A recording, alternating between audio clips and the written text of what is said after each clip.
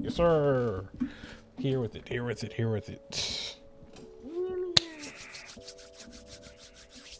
We're here. Freak without that. Yes, sir.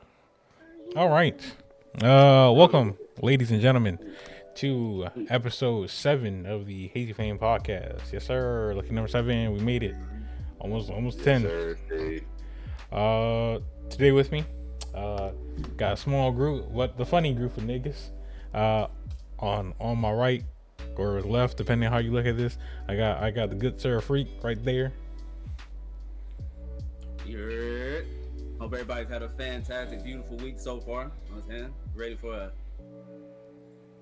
Never mind. I don't know when you're gonna see this. Never mind. whenever this bitch drops. Next to Freak, I got Zoro as Squirtle with the yeet glasses. Everybody say it with me. Yeah. Yes, sir. Tragic. This motherfucker, I'm in. So, I was about to say, where your hat?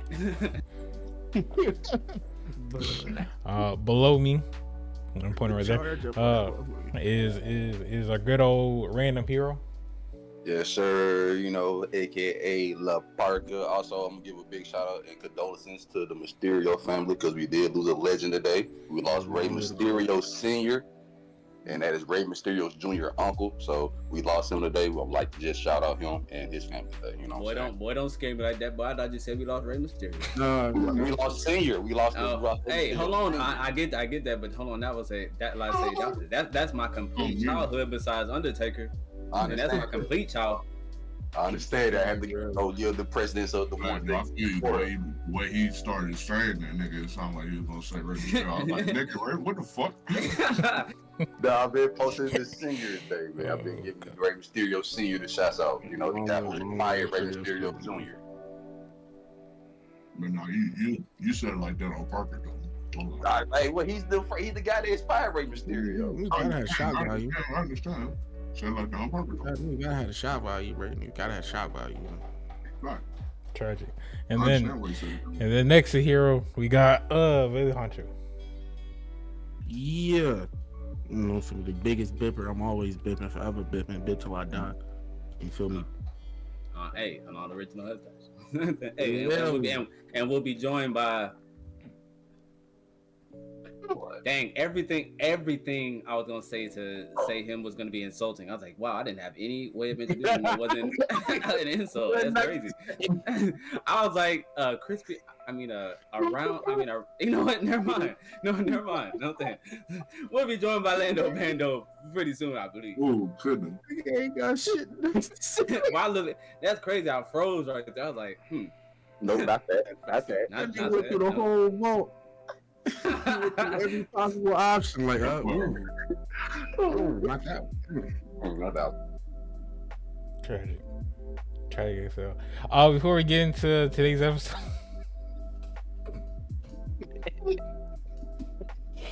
Oh, God. before we get to not yet. oh God. I hope so. Before we get into today's episode, I want to give a shout out to Dark as well as Gotti. Their birthdays did pass recently and whatnot. So shout out to all those whose birthday is in the month of December. Whenever this shit drops, which is probably going to be in January, knowing drop, and all that good stuff. Yeah. Shout out my cousin. Shout out my cousin Amanda, a big mugger. I love you to death. Her birthday 24. I love you, cuz. Shout out to the Cozo. Shout out to the Cozo. Oh, this is gonna be a hilarious episode. Oh, I can feel it. Shout out my older sister too. Her birthday was December 2nd. Shout out to you. Got a shout out to the older sister on HUD. On HUD. And also shout out to I11 Brands. This isn't a sponsor stream by them or nothing, but I did wear this sweater today at work because they said, "Oh, wear a sweater because we had Secret Santa." Granted, I don't got no Christmas based sweater, so Gear 5 Luffy was about the closest thing I'm gonna get to Christmas. So yeah, shout out to that. Definitely I'm definitely about to hop on the ugly Christmas sweater wave. That's definitely about to be my shit. Some of them just be busting. I ain't gonna lie. Not me. But I got one. I promise you, I got one of the best ugly Christmas sweaters. I can't wait to bring that. I'll bring that out. And I stole a goddamn I'm about to say Uchachi. Oh my gosh, a Uchiha ugly Christmas sweater. Yeah, bro, Uchachi. That's crazy. That shows you the importance of the Akatsuki. I'll be like 3 generations later, boy, cold ass Uchiha. Cold ass nigga. Chachi, well, this nigga cold ass. That nigga cousin. Long lost cousin. Oh, me. Oh, but let's see. Before we really do get into the topic, just to get it some warm ups, you know, like you feel me, get niggas vocals ready. Freak, do you have any anime news before we get started, nigga? Before I say the shit I'm about to say. Notes and I'm fried, nigga. So this gonna be good as hell. No notes. Like the game. I don't need no notes. I'm very passionate about these topics. Usually, you know what I'm saying? Usually you give us a little random thing to talk about while I pull up my anime news. You know what I'm saying? Right, you know what I'm saying? I will say I got something that I want to get off my chest, but you know. Go ahead. Now go ahead while I pull up. So the video game awards happened recently. Yes. I ain't gonna lie. Sony, hey, you got money. I'll give it to you. Sony got the bag, boy. Sony ain't no way you telling me out of all of them game lineups, the one game that I know a lot of niggas ain't really play like that, got game of the year, Astro Bot. Now, my point exactly. Now, which one of you niggas really voted for that game and saying, you know what? This game's better than the Elden Ring DLC. This game's better than Wukong. This game's better than Metaphor. This game's better than Tekken 8. Like, which one? 7 remake. All those games we said in the earlier podcast. Like all those games we said. That is correct. Hey, our predictions was kind of nice. Oh, they were. Like everybody said everything but Astro Boy. No one said Astro Boy at all. Astro Boy, we did not. We right past that shit. Bro, that sounds like one of the free games so PlayStation come with. Oh, you feel me, bro? Me, nigga, one of them just play till you get a good game. Exactly, bro. So Astro Bot is the Astro Bot is the sequel to the free little game that the PlayStation 5 comes with. When you buy a PlayStation 5, it comes with Astro's Playroom. See, that's what I was thinking of. Don't even lie though. That little free game be hidden before you get the game. Hey. Oh yeah, that motherfucker was lit. Get that little game of the year lit though. Especially when you used to get a system from your parents and they buy you a game with it, and then that's all you had was demos and free games. What? Hey, hold on now. Played the fuck out that Astro's Playroom. I played the fuck out that shit. That shit pissed me off. Astro about getting game of the year? Nah, Sony got the money to put towards it, and they did what they did. Nah, hey, game of the year, we might need to do a playthrough. Play through my ass. Hold on, but when you think about it, do you know that puts it on the same level as Elden Ring because it won game of the year? You know how crazy that sound? You know how crazy that sound. The PlayStation 5 shit. Like that means all of these games that win Game of the Year are supposed to be held on the same level of pedestal. Even though that ranks crazy. That shit got a 4.9 out of 5 stars. Bro, it's just a damn PlayStation advertisement. That's all it is. That shit is legitimately. That motherfucker is $60. Eat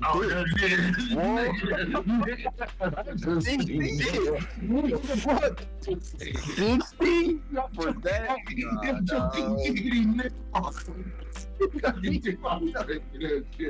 Out your fucking ass, nigga. Weekend game, nigga. I should have let fuck the game no more, nigga. Oh my god, bro! I was taking a shot, boy. I almost died right there. Oh my god, shit! I almost died right there. You got your goddamn mind.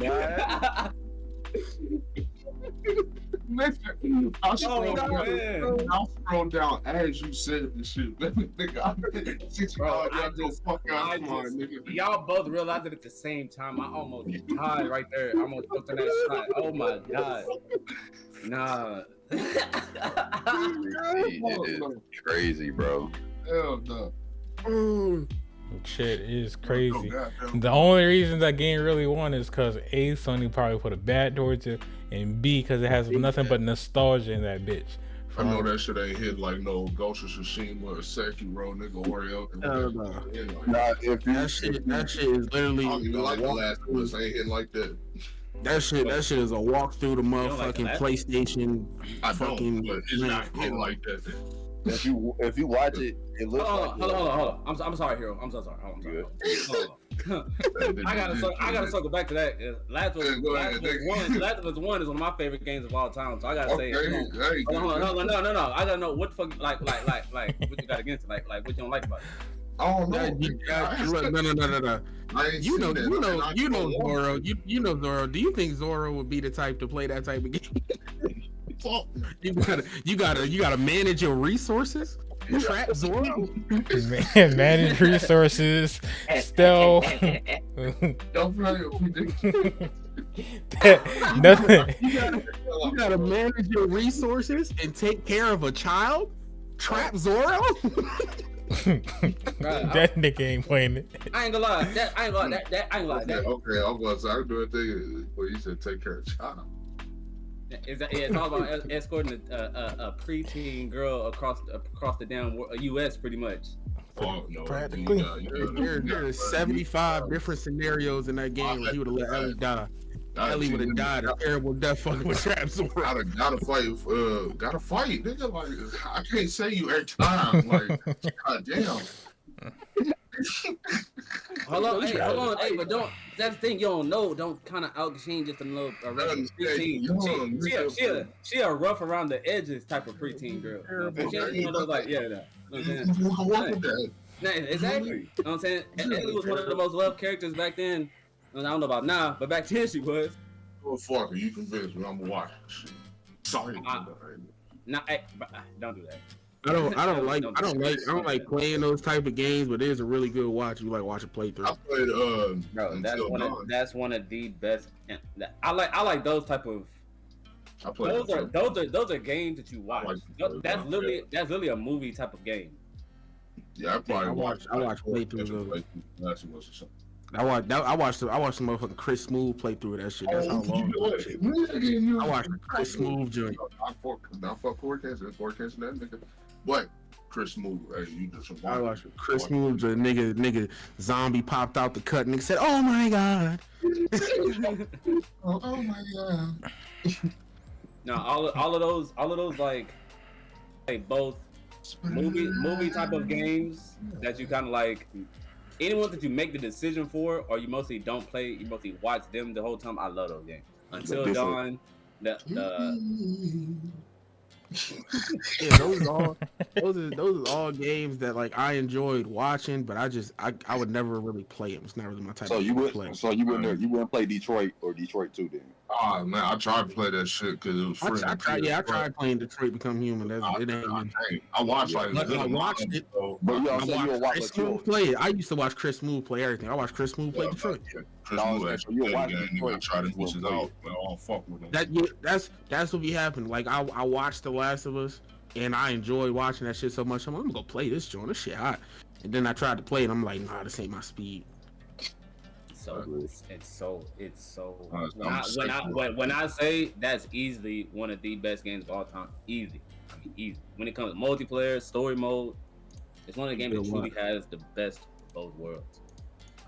It even got a show that came after it that did beautifully. I like the show. Show was beautiful. That was such a perfectly well done series from a video game. Perfectly well done. Perfect. I get at a 9.8 out of 10. Perfect. Almost perfect. But nothing's truly perfect, so 9.8 is just perfect. You really gonna get from me. Well, see, the Astro bot game is nothing but an updated Little Big Planet. If you see the gameplay, because me and Zoo, I think in Freak, we watched the gameplay a little bit, and that's what we all thought was about Little Big Planet. It's just an updated version. You just run through a PlayStation world. You see a bunch of PlayStation everywhere. And speaking of college football was robbed of best sport game of the year at the Game Awards as well, because it's not even nominated. It wasn't even nominated. Velly, it is officially the highest selling sports game of all time. It didn't even get nominated. Wait, what won? FC 25 FC, EA 25 FC. Basically a soccer game. It's not FIFA, but they call it an FC, so a soccer FIFA game. But but of course, just like football, just like the Super Bowl to the World Cup. Yeah, that's all. That is one of them things. That's literally just one of them things. Without if a soccer game is up, more likely. If it would have just lost out to the soccer game, cool. Yeah, it ain't even getting nominated. That's the problem. Nomination. I know, that is crazy. Because it was 2K Wrestling, Top Spin, that, and I think I forgot the other one. But if you ask me, you take Top Spin off there, because I'm not gonna lie, I don't know not that many people that played that, but I know there was generations of niggas waiting for NCAA. Generations. Niggas in their 30s, some even 40s was waiting for the next NCAA to come out. Damn. And it didn't get nominated. Travesty. Not fuck the Game Awards, but I already told you, fuck them. You good shit.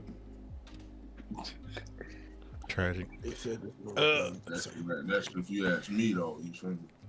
Also, for all those who may not know, that Pac-Man game that was announced at the Game Awards, apparently it is I don't want to say a show, but kind of like a short of it, called Secret Level. I think it's quote unquote on Amazon. Don't quote me on that, but you can watch it probably for like that good 5-10 minutes, maybe 15, possibly 30, who knows.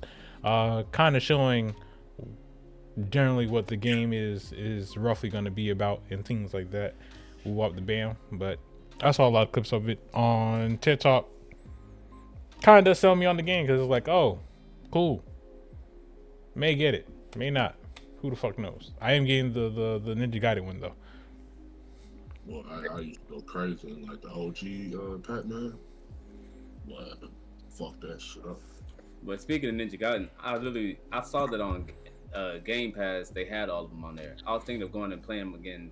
Oh, boy, you gonna be spending some days.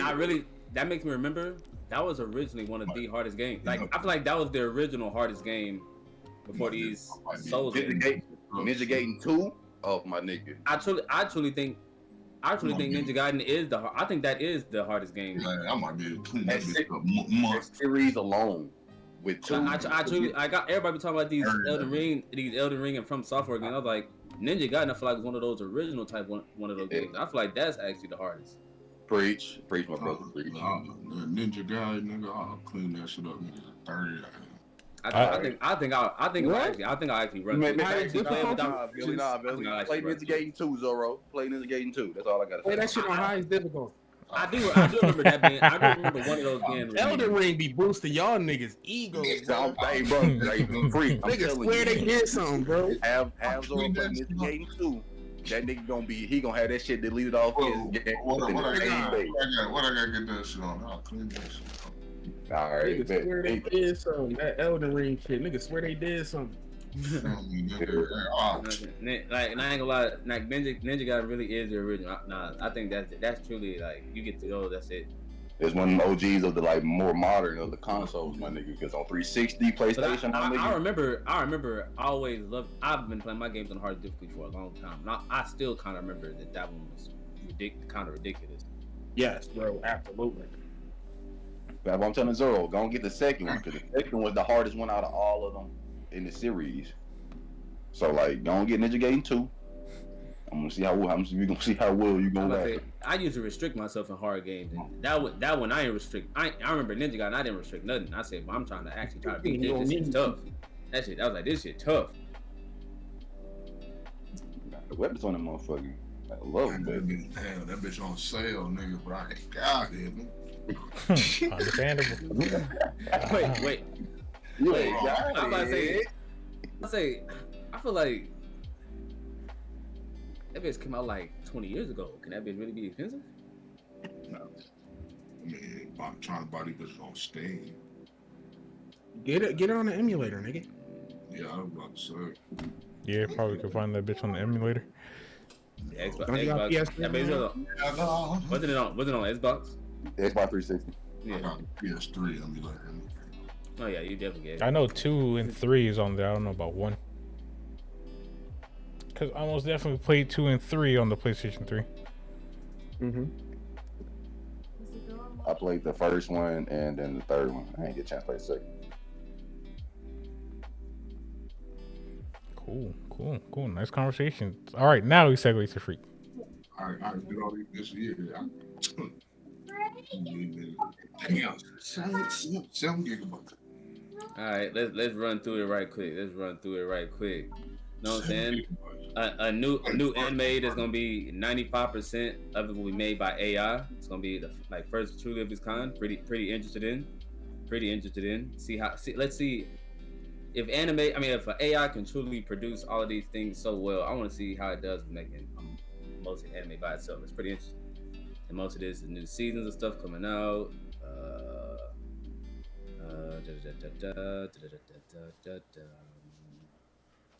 Skip. I don't really care about seeing any of these yet.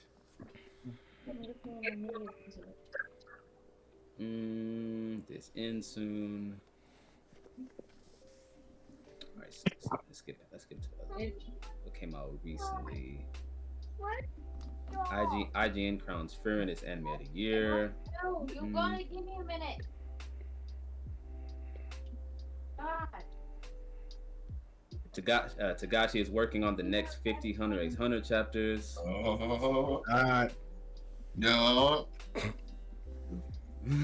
Bro, Hunter has been like some of the best reading I've done in a while.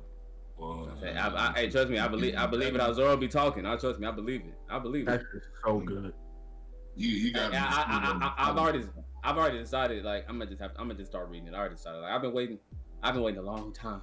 I know. 11 years is good now. 10 years is good now. Disclaimer, you gotta be somewhat. It is so worth the read, bro. This other shit, you know what I'm saying? You got some crispy, crunchy niggas. You know what I'm saying? They ain't slapping enough sweat and this shit. But if you gotta be somewhat intelligent, just like this other shit. Hey, talk to him. Oh, I gotta catch up on my reading. Working 2 jobs has been killing my ass on it. But a nigga is off on the holidays. You can't read at work? Nah, my second job. First job, I can barely get away with that bitch. But we ain't supposed to be on our phones. We already got reprimanded about that because too many of us were on our phones at that time. Second job, most definitely not. I can't even, if I'm on my phone, that's like a good minute and then right back into action on shit. I don't got freedom like that. I barely got a break at my second job.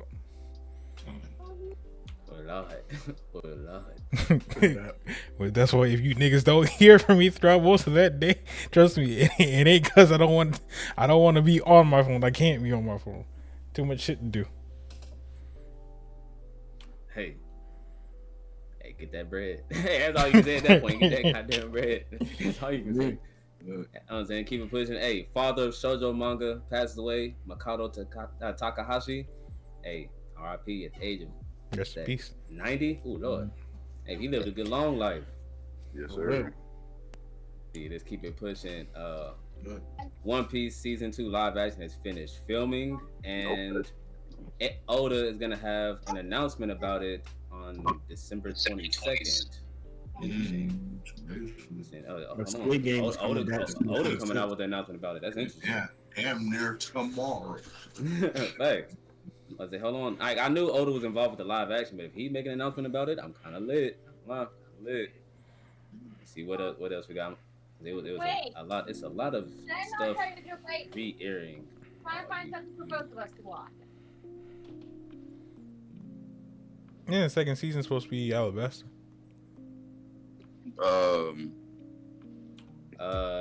Going to and getting there pretty much.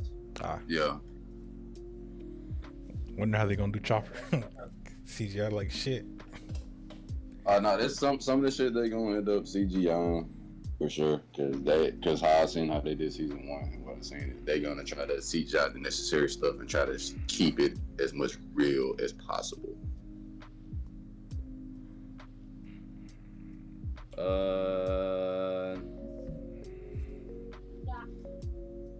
on, last little bit. Still a lot of stuff that got confirmed. Season 3 is Spy X Family in October 2025. My Hero final season October 2025.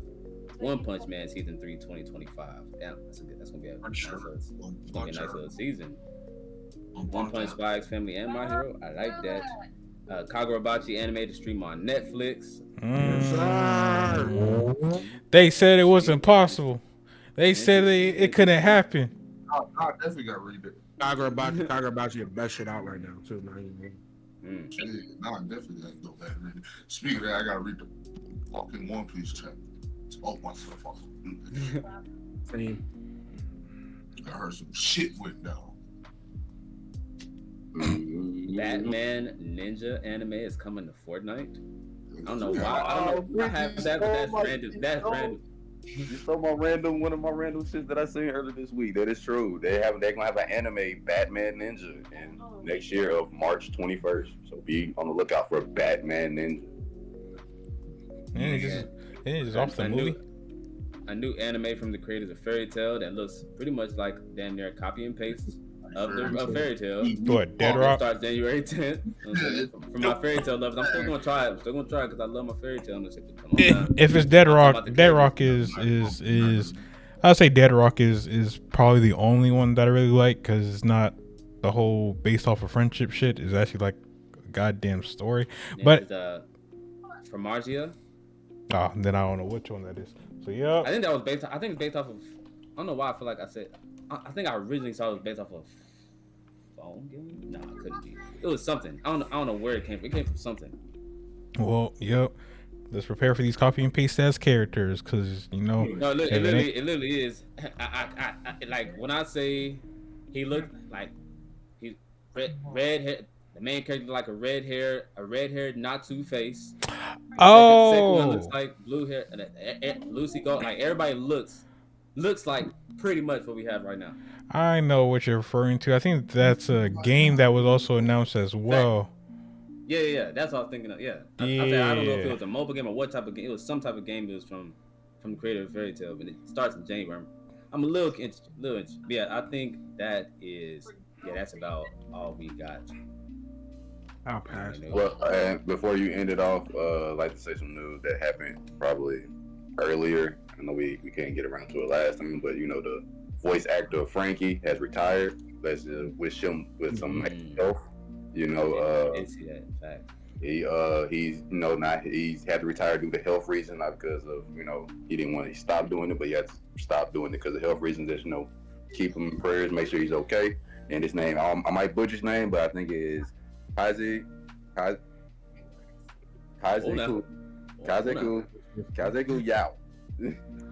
I struggle with names, but that's Hazro was looking at the corner of his eye, but that shit was killing me.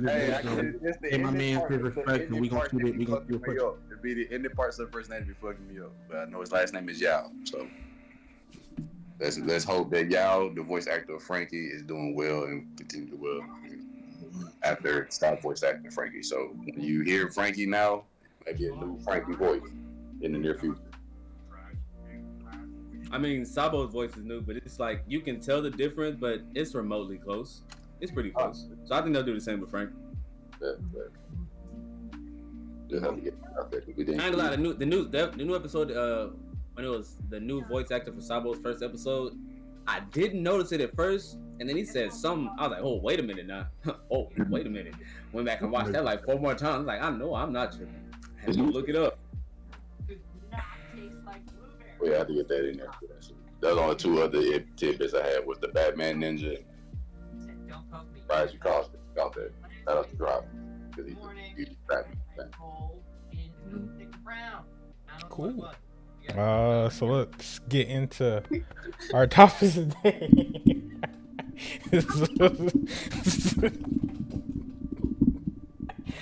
Oh shit. All right, the first topic that I have on the listing of Coin Flip is an anime or anime moments that have provoked an extreme emotional response, i.e. crying, being extremely frustrated, things like that, raging out, throwing a controller if damn near, Zoro in Overwatch games. When I wrote the topic, I mean like something that made you do one of those things. So like when Luffy went Gear 5th in the manga, I jumped, I threw my chair, nigga. This might want to be. I ain't gonna lie. This might want to be those. This might be one of those popcorn type of topics. I ain't gonna lie. This might be one of those popcorn. I'll start off. Oh wait, y'all niggas know I am an avid crier when it comes to anime. So much shit that made me cry. The worst when at the end of at the end of Your Lie in April, my boy read the note after Shorty died. Tears. I know what I'm saying. There was tears in the sockets. You know what I'm saying. It was forming up. You know what I'm saying. I had a nice little glisten in my eyes right there. You know what I'm saying. I know about Your Lie in April. I just never watched Your Lie in April. I did indeed. I used to like that sad stuff sometimes. I love that shit. I ain't a sad nigga watching. But I can say the first manga that got me was when I was reading JJK and Nanami died. I was that I had to actually put the phone down and take a break for a minute because I was upset that nigga died. I was happy as shit when that nigga died. You were only happy off of pettiness. Move around. Damn right. Move around, gang. Oh yeah. Speaking I of was happy as shit. When Goku died. I was happy as shit, but I got on fresh ass. All that fucking Rengoku torture. Nigga, fuck you. Hey. Yeah, that Rengoku. That was one of the. That was one of the first ones in a while that I was like. Manga. That's what started my hatred for Demon. I was reading Demon Slayer every week, week in, week out, and then that shit happened. I dropped the manga. But like, actually, I was in the theaters when that happened. I was like, bro, I literally was in pure shock. Like that actually got me. I was like, no way they just did that. Like I was in. That's one of the most shocked I've been in. Besides, One Piece and Attack on Titan are the only two that's truly giving me, and Promised Neverland. Those are the only 3 things that's truly giving me that level of shock. Besides that moment, I was like, no way, they really just did that. Like they just built him up. Oh, damn, that's like the bad we part. just got to him. Like he was supposed to be like. He was truly supposed to be that mentor character that we saw for a little while. Mm-hmm. He was at least supposed to go out the end of this season. Like if he would have went out this season with Master, I feel like would have made sense to me. I'd be like, perfect. I feel like he would be that mentor character that Tanjiro lost, and all the other Hashira, they all lost their mentor, and that's something they could all share. They all lost their mentor at once. So I feel like if Rengoku died right there in the end of season 4 with the Master, I would have been perfect. Because if he would have been the first one to get there and he died, that would have been perfect. Would have been perfect to me. But I was like, no way, we just got Rengoku and he died. I was like, I ain't gonna lie, that got me. I was literally in the movie theater shocked. My roommate was like nudging me, trying to tell me something. I was like, I couldn't even talk to him. I was like, bro, what? Nah, bro, that was crazy. Nah, I ain't gonna lie, that was actually crazy. That Rengoku shit was extreme anger for me. I dropped the whole manga. I was pissed. Oh, another one. Hey, Hunter x Hunter. When Gon lost it versus P2. I had everything. I know. that whole moment gave me chills, and then after the chills, I was lit. No, back when I was a level of lit that matches most transformations. I was lit. back when I used to watch Naruto every week during Shippuden, when that nigga met his parents. I cried. Hey, I boy, cried. I that's cried when he met weird. his mom. When he met his mom, I cried. I Yeah, that- cried when he met his mom. yo, right there with you, free. Boy, when they was having when she was saying the thank you and doing that, boy, he was tearing up and I was tearing up with him. I felt that. I felt that. That was back when I was watching crying. that shit weekly. I wasn't reading no manga. I didn't know nothing about it, and then it just happened. I was like, yo. I was crying, boy. That was a true emotional moment. I was crying right there. That was actually tears going down my face type of cry. Me, bro. I would give Naruto that. At least I would say Naruto at the beginning. It made you feel a lot. It made you feel A moment that made me extremely angry, nigga, when Nier was introduced in Death Note. Fuck that. Nigga just hating here. Oh, let me see. A moment for me. Starting off with Agame got killed when what was her name? Shelly? Sherry? I think it's Sherry. The one with the pair of scissors. When she died, I was hurt.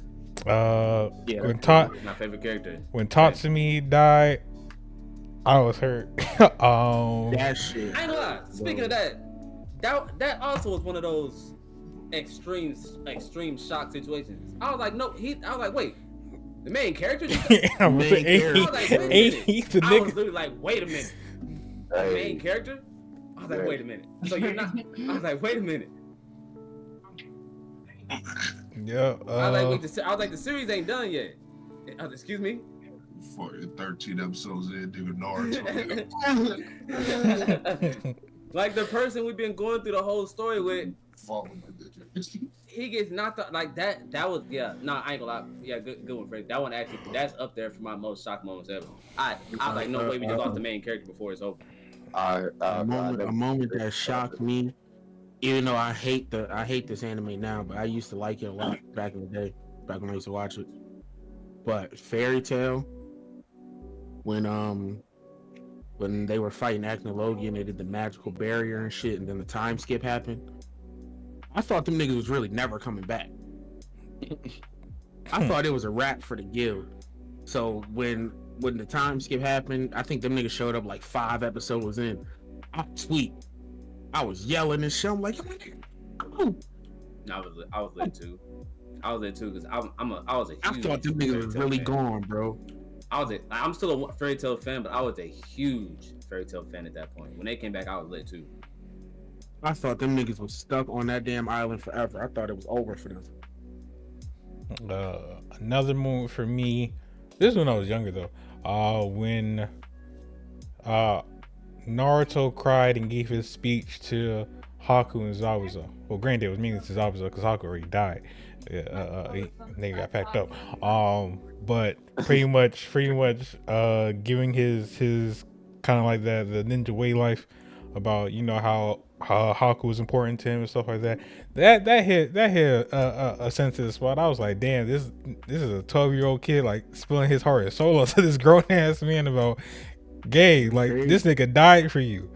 What are we talking about here? I know you care. It's crazy the type of effects that animation can have.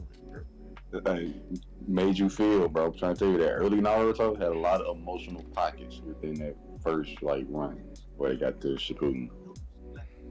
Well, what was another one? That nigga senior paint bags, bro. Fact. Hey, that's when it happened too, because this nigga's mid fight with Frankie, then you just gotta. Bro, all of Dressrosa was just sad as fuck, bro. The shit that happened to Mr. Pink, Law's backstory, bro. All that Dressrosa was just sad as fuck. I ain't gonna lie. One specific part of Law's backstory almost made me tear up. That like I was hurting. Like I felt that I was hurting. That one and during Senior Team. At the very end of his backstory, when he he was crying and like you couldn't hear him because of the silent barrier around him, with all the warfare going on behind him, bro. That shit hit. Yeah, that definitely hit. That was definitely one of those moments. That one hit. I can't. Gotta do an original throwback. You know what I'm saying? Pokemon the movie 1. No. Pikachu shaking Ash as he turned to stone. Boy, that moment, that was my first ever cry to anime or show. That moment was my first ever. Tugging on them heartstrings, boy. But that little shake of him trying to wake him up, boy, that hit different. Mm-hmm.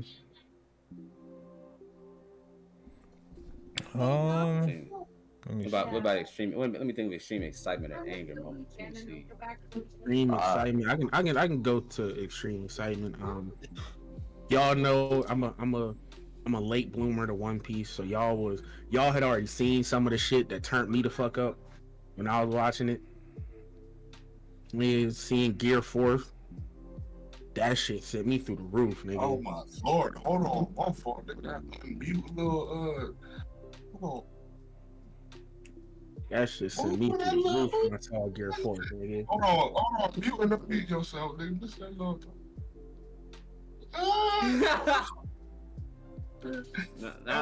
All these new sound effects are crazy, but that's what I was saying earlier.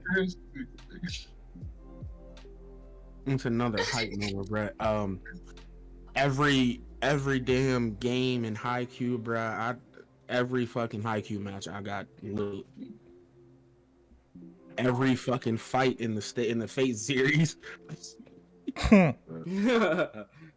Bro, I was tweaking all the fights, bro. Let me try. I'm trying. Nigga, Saber versus Lancer, nigga, and oh my god. When Gilgamesh fucking overly stepped on her. He did that nigga dirty, bro. Yeah, no more done down. When I was Extreme excitement, the no motion Kamehameha, my nigga Teen Gohan. Still my favorite moment of all Dragon Ball. the one I was excited for because everybody just kept just glazing this thing. Gojo died in the manga. I was extremely happy. I was laughing actually. That was a very funny day for me. Trying to see if I got one else.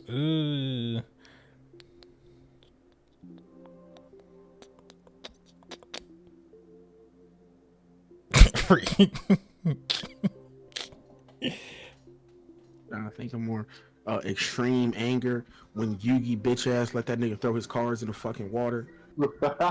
Not we will. Hey Yugi, let me see your deck real quick.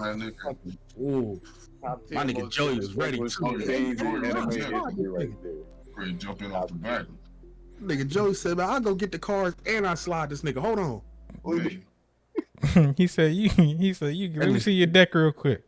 Oh man, these some interesting cards. Oh shit, Exodia. Damn, that's a crazy. But hey, like you know how crazy it would have been. Yugi, Joey crazy. Like nigga, you know the boat ain't gonna stop moving if you jump in there.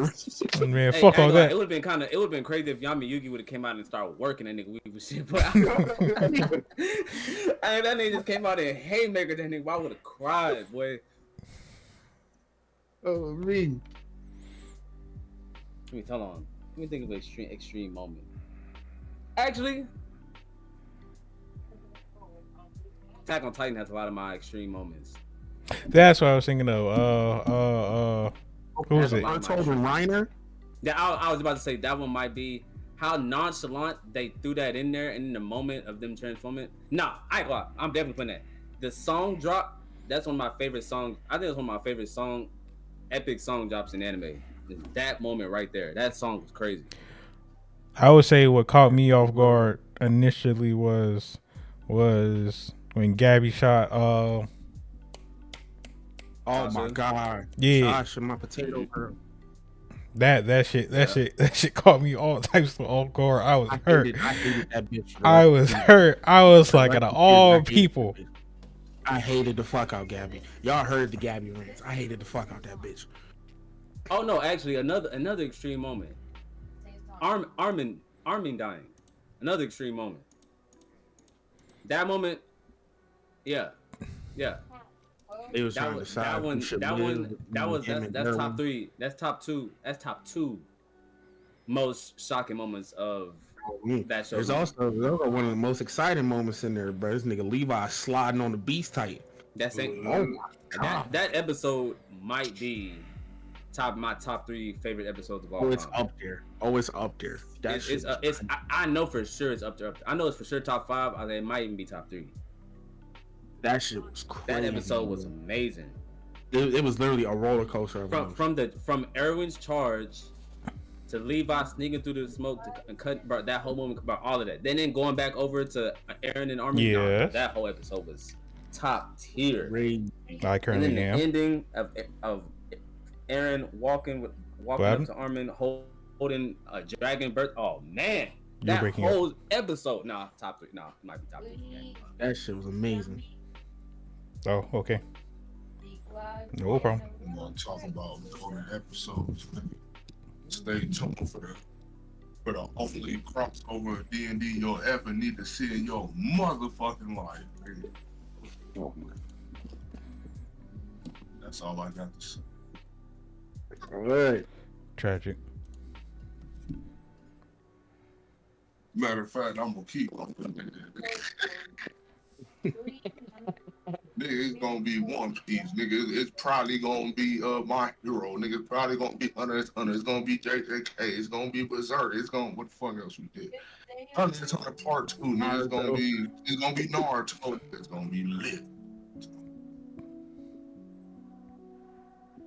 Nah, that's all I got to say. Freak, if you are talking, you are muted, by the way. Yeah, play that. I was in here talking about. I was saying, we don't know exactly what it's gonna be, but it's gonna be. The dice gonna let us know what it's gonna be. You feel me? Could be this, could be that, but it's gonna be crazy. Okay. Good. That white man just airballed. They don't do that. Tragic. Oh, they do. I don't know if anybody else. I don't know if anybody else has College anything else. basketball, bro. These niggas ranked. Oh, and what do you mean? This guy, you say you just stop at college basketball, my friend. The place where they still airball to corner 3. Hey, the place where they still play 2-3 zone. Fuzzy gloves and a road trip to the sea. Ooh, that one.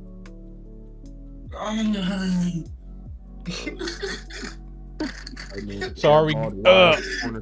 Tragic. Are we good to move on, my good sis? Oh yeah. All right. I was thinking of any last minute things. I ain't gonna lie. I was like another. I was trying to think of one that wasn't like a huge name.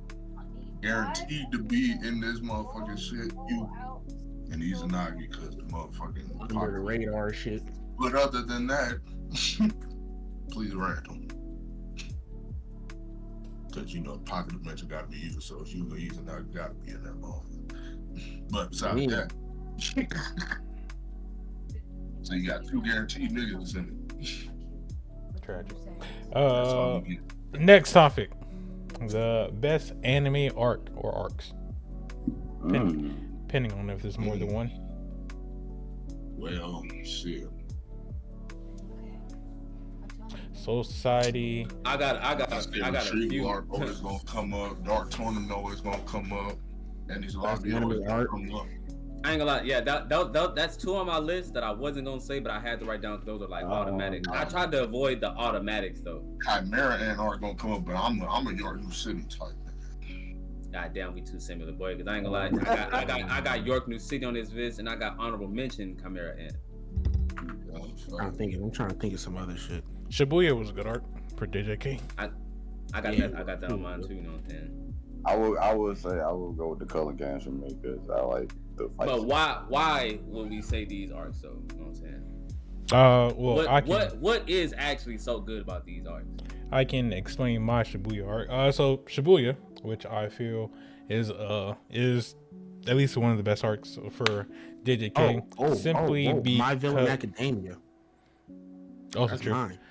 Simply because one, we got to see a lot more of the character shine. It just wasn't the strictly main class of niggas, which is like Gojo, Megumi, Yuji, Nobara. We actually saw the villains in the sense of Shibuya do their thing. We did see Gojo get his shit off, but I mean, we already knew how overpowered that nigga was. But then we also got to see moments like Sukuna having his whole rampage moment and why this nigga was deemed a threat at the current level that he was at. Got to actually see Toji outside of the hidden inventory arc actually do Toji type shit, because he just popped in on Dongon's domain and kind of just went AWOL on a nigga. We got to see another epic moment, I must say. That actually like a jaw-dropping epic moment. Him walking, him popping up in that domain. Facts. We got to see Toto kind of get his shit off when it came to assisting Yuji versus Mahito.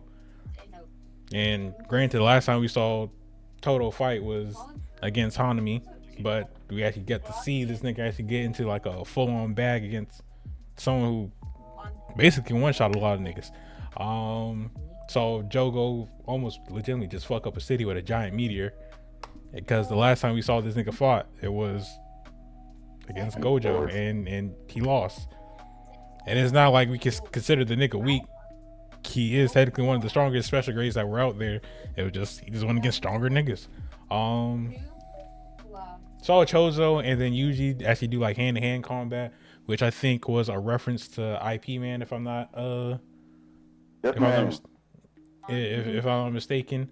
So them having that hand-to-hand combat, just seeing Yuji evolve, or not necessarily evolve, but grow as a sorcerer, and realizing that, hey, I could sit here and have a mental breakdown all I want to, but hey, the dodge still gotta keep going. Seeing them whole Maharaga moment and why that nigga is one of the hardest Shinigamis to tame and control, because that adaptability is crazy. But that's just for me in terms of why I think the Shibuya arc is one of the best arcs in JJK. But that's all I got. And that's why I was like, I feel like in One Piece, a lot of people, well, I also had Shibuya arc on mine, just because there was so many that actually had so many moments just for one arc. For an arc to be that short, it was so many individual moments. It has to be up there. It truly has to be. Oh yeah. In his lobby, I feel like with One Piece, people either say in his lobby or Marineford. I feel like on a lot of polls I've seen, in his lobby is actually losing to Marineford a lot of the times. I truly like in his lobby more. It's like I feel like that was that first time of us seeing, okay, what we've been doing truly isn't enough. We need to move on to that next, like something needs to click to get us to that next point. Like we need, like that whole, I feel like that was like true, everybody diving in to willpower and that their drive to move forward. That was the true first challenge that we've seen. So of course, Alabasta versus Crocodile and stuff was, and like they gave him a little bit of escape and stuff like that. Boy, I'm talking about that was a whole different ballgame. That was the first true challenge. I mean, it was different, the fact that like just straight up fighting, because like Crocodile was kind of just like throwing that nigga Luffy off. I mean, also, but like, yeah, that nigga trying to recover and shit. Luffy won't give that nigga no time to recover. We also had to like that. We was able to rely on Sanji's ingenuity and his genius to also help them and make all of that possible. I'm saying freeing everybody, tricking Crocodile, freeing everybody with the Mr. Prince scheme. Like that was not. There was truly nothing in that in his lobby segment. It was truly dig deep. It was dig deep, man. How bad do you want it? Like how bad do you want this? Fight to death, nigga. And I'm a fan of the next arc they failed, but it was just like that. You feel me? Hold me. Talk to him. Hey, you know what I'm saying? The arc, yeah, lock him. tragic. But also I feel like in his lobby also showed, like, we knew Luffy had battle IQ, but that was like I feel like that was one of our first time truly seeing his battle IQ, being able to copy Soru after seeing it. Yeah, after seeing it and losing to it the first time, actually seeing it and copying it because he knew he needed to move to a new level to protect his friends, because what we've been doing ain't gonna work. I feel like everything about that was so fire. Like, that was true battle IQ. It is possible to hit this hard. It is possible to move this fast. That type of shit. And for him to see it and use his devil fruit and how his body works to adapt to it that fast, genius. Battle IQ, genius level. You know what I'm saying? I feel like we've seen so much in this lobby. Like, I feel like that's, like, me personally, I feel like that's a no contest. Best arc in One Piece. I feel like that's so far the best arc in One Piece to me. I could agree. And out of like all the arcs, the best goal probably. Facts. Cause shout out Babe. Oh, no, we love some Robin. Shout out here. The woman and friend that we need to actually complete this journey. And like I said in an earlier episode, me and my regular body now would have worked Spondum. Would have walked up and worked Spondum for Robin. I would have went myself and worked Spondum for Robin. Boy. You know what I'm saying? Would I have made it to Spondum through all the CP9? Nope, not at all. Hey, would I swung on one of them niggas? If I would have had Usopp luck and made it to Spondum and Robin, I'm working Spondum myself. I'm digging deep. They talking about digging deep. I'm digging deep. I'm using willpower. I'm digging deep. I'm working Spondum for Robin right there. What? What? But I also had that shit probably hurt me. I swung on Lucci, nigga. Yeah, we ain't talking about swinging on them. Spondum. Oh yeah, Spondum. What's that nigga? I'm talking about like Spondum. Like after I choke out Spondum, nigga, I gotta fight with them niggas. I ain't fast. I ain't got devil fruit. I'm diving in the ocean. I ain't got devil fruit. I ain't got devil fruit, my boy.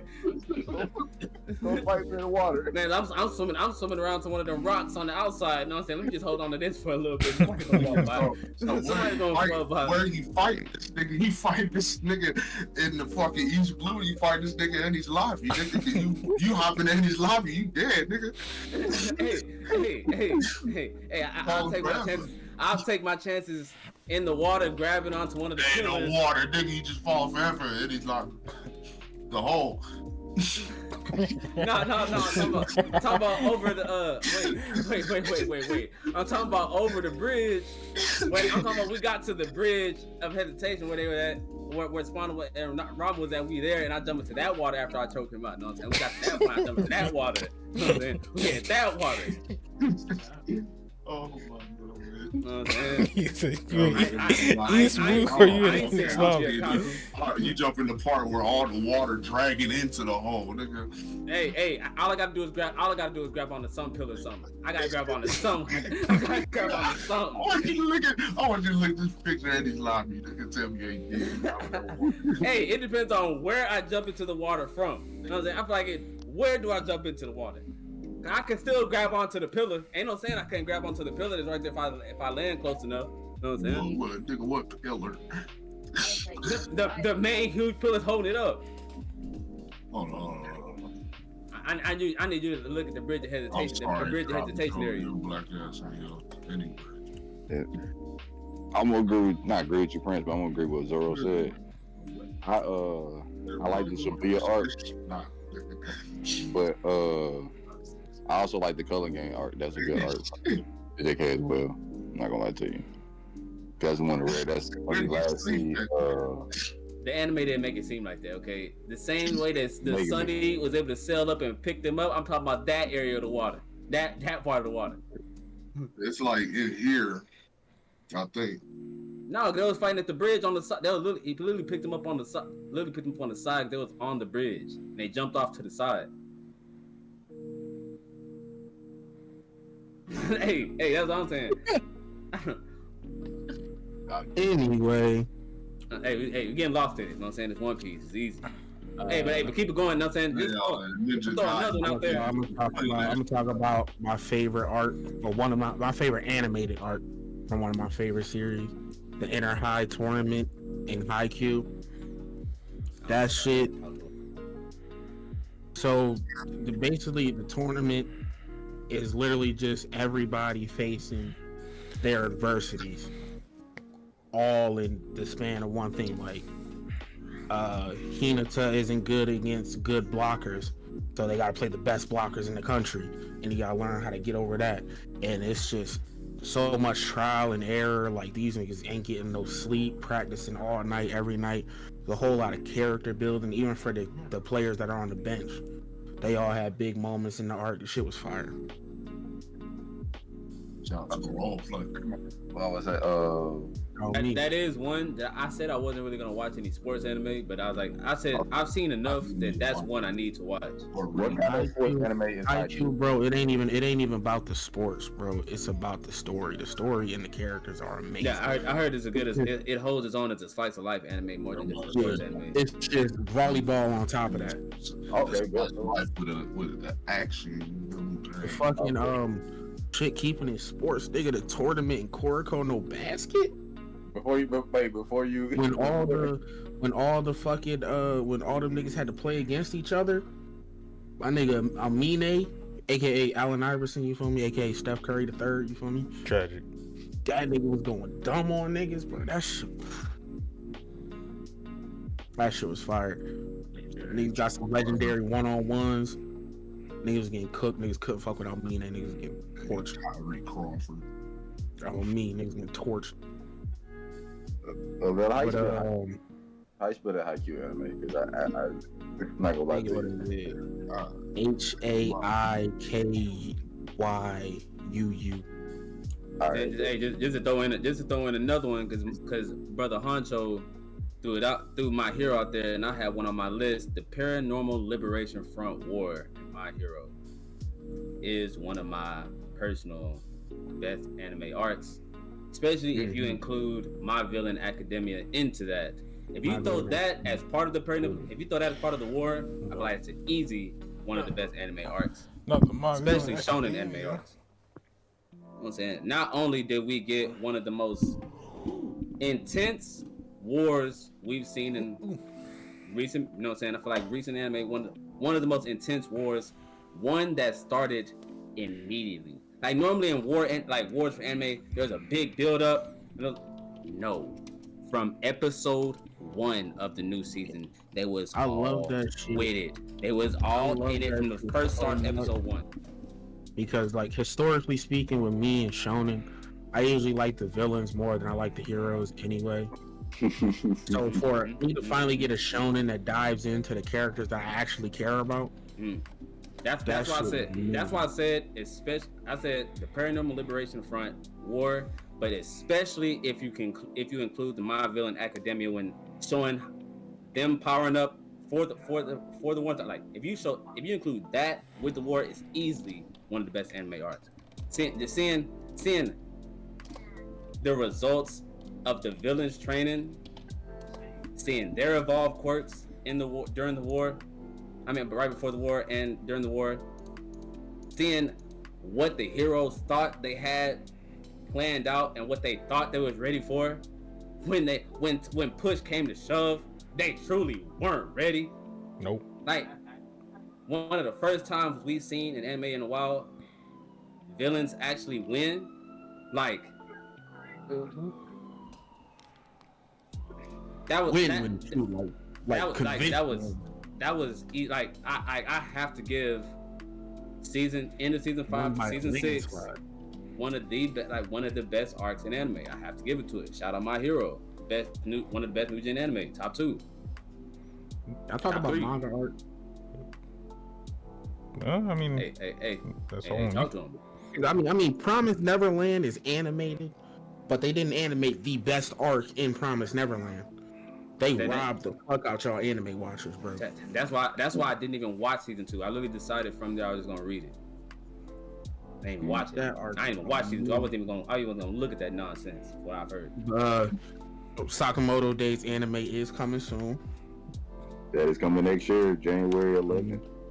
So I ain't gonna speak too heavily on it, but the museum arc, when they have big assassin museum of like all these legendary different assassinations and assassination tools and shit, fire. She went stupid. Absolutely amazing. To state piece, the Promised Day arc from Full Metal Alchemist Brotherhood, when everybody was fighting against Father. Not gonna lie, I looked at that when I was looking at the best anime arcs. I saw that the episode that arc starts from 51 to the end of episode 64. I stopped at episode 51, the start of that arc. That's where I stopped. That's literally where I'm at. I'm in the last 13 episodes, the start of that amazing arc, and that shit blows my shit because it's been so long. I have to rewatch it again. Blows my shit. Watch that shit on stream or something. I'm doing all my shit on stream. Now that I know, and now that I see everybody do it all the time, and nobody ain't getting in trouble, and I don't post my VODs anyway, I'm watching anime on stream now. I started that shit last weekend. I watch anime on stream now. I don't care. Oh shit, dude. We was talking about the episode earlier, nigga. What's the name of that arc in Attack on Titan when Erwin died? And... Hold on now. That was my next one. Hold on now. Like, that return to Shigashina. Yes, sir. You know what I'm saying? That was next on my list. Bro, that's easy my top 3 best arcs of all time. When I tell you, like, that is like, I truly experienced a roller coaster of emotions. I felt so many different things all in the course of one arc. When we were talking about extreme excitement, extreme moments, that arc had a couple of them. It's a reason. I'm saying that's easily that's literally my top. I have it here written on there. I have written on here number 2 favorite of all time, but I know it's top 3. I don't know if it's actually 2. I know it's my personal top 3. From the first episode of them reliving all their memories of living there as they were walking up to the wall. Riding the horse up to the wall, to them camping, to Armin thinking, finding the used kettle and stuff, knowing that people had been there recently, so they know they had to be around still, and then find their house. Like all of that in the first episode, it was so good, bro. That setup was so good. It's so good. That arc is so good. Armin is MVP for literally 2 seasons. MVP, 2.5 MVP. And then I guess it's not. It's an arc, but it's basically like the entirety of Fate Zero, the Holy Grail War. Yep. Yeah. That's honorable mention because I wanted to throw fantasy and a Sega anime in mine. So that's my honorable mention. Someone from the chat did say the Cell games, or technically the Cell Saga. Oh, see, I was gonna go Dragon Ball next. See, you know, some formal arcs was gonna pop up. I ain't gonna lie. Chunin exams. I ain't gonna lie. I said Chunin exams, Pain arc, Sasuke retrieval arc, and all of those I had is like those automatic. Those are like those automatics I didn't write on my list. And Cell arc, I'm like all of those are like automatics. I ain't even throwing there. I wasn't gonna go with one with Cells. I was gonna go with the I don't know what it's called, but it was the arc when they first met Piccolo when he came back. Well, when Piccolo first came back, it was during the tournament. World tournament? The Budokai Tenkaichi World Tournament. I see. That's when they first met him back, and you see how Piccolo evolved, because they thought he was dead, but they forget he shot an egg out, and that's when you see. I just watched that 2 weeks ago. I just watched all of that 2 weeks ago. It's crazy you brought that up. Yeah, like I just watched that. I was watching a streamer who's watching that watch that. I was like, oh man, I forgot how actually this part was. Yeah, like that's I like that personally because like I'm Piccolo, so I like that. How he became because he was still having that moniker of his quote unquote father. He was gonna kill him. I'm doing all this talking about great arcs and shit, and I didn't go to the series that I think doesn't have a bad arc. I don't think there's a bad arc in the series. Yu Yu Hakusho, bro, pick an arc. I don't care which arc you did. Yeah. Yeah. I had Dark Tournament on mine, but there really isn't a bad arc. The fucking Shinobu Sensui arc. That's Yeah. OG Pick touchdown. an arc. Oh, Pick an man. arc. The Three Kings saga. Oh man, bro, pick an And arc. Three King Saga was fire, and that reminds me of Hunter x Hunter's the exam when they was in the tower. I feel like that was the exact same. I thought those were damn near the exact same thing. And then honestly, Yu Yu Hakusho might be top 5 for best first episodes of anime Yeah. Back. all time for real.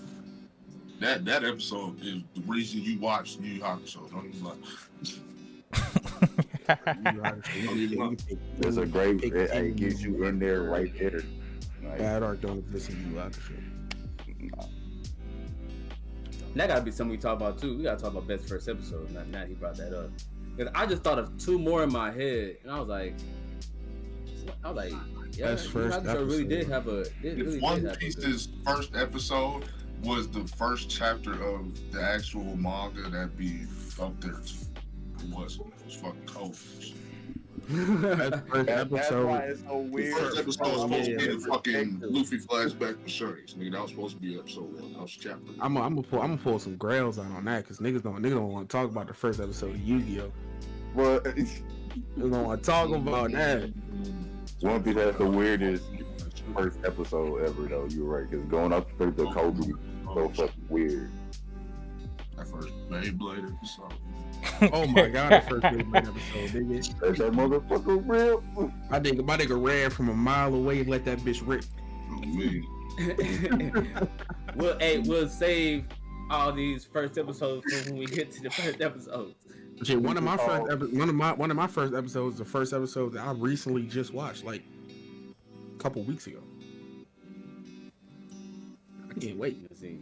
Hey, another one. Because me and Zoro was already talking about it. York New City instead of. York New City. Because I ain't gonna lie, I looked through 4 lists of best anime arcs. All of them had Chimera Ant as top 2 arcs of all top 2 or top 3 arcs of all time. And I was like, not one had York New City, and I thought that was crazy. I thought that was crazy to me. I like that other arc a lot. The one where they were in the game. Green Island. I love that too. Green Island. Yeah, I like Green Island. Hey, Green Island is heavily That's like slept on in Hunter x Hunter though. I'm about to say, I love Isekai anime. That was an Isekai anime in Hunter x Hunter. Yeah. Dude, Because you travel to another world. Basic Green Island, damn. But like we're like in the minority for liking that shit, which is crazy. I know, because people thought it was too. People thought it was too slow and too far from everything. Going from what we went, people thought it was a little too slow, or like it was a little too.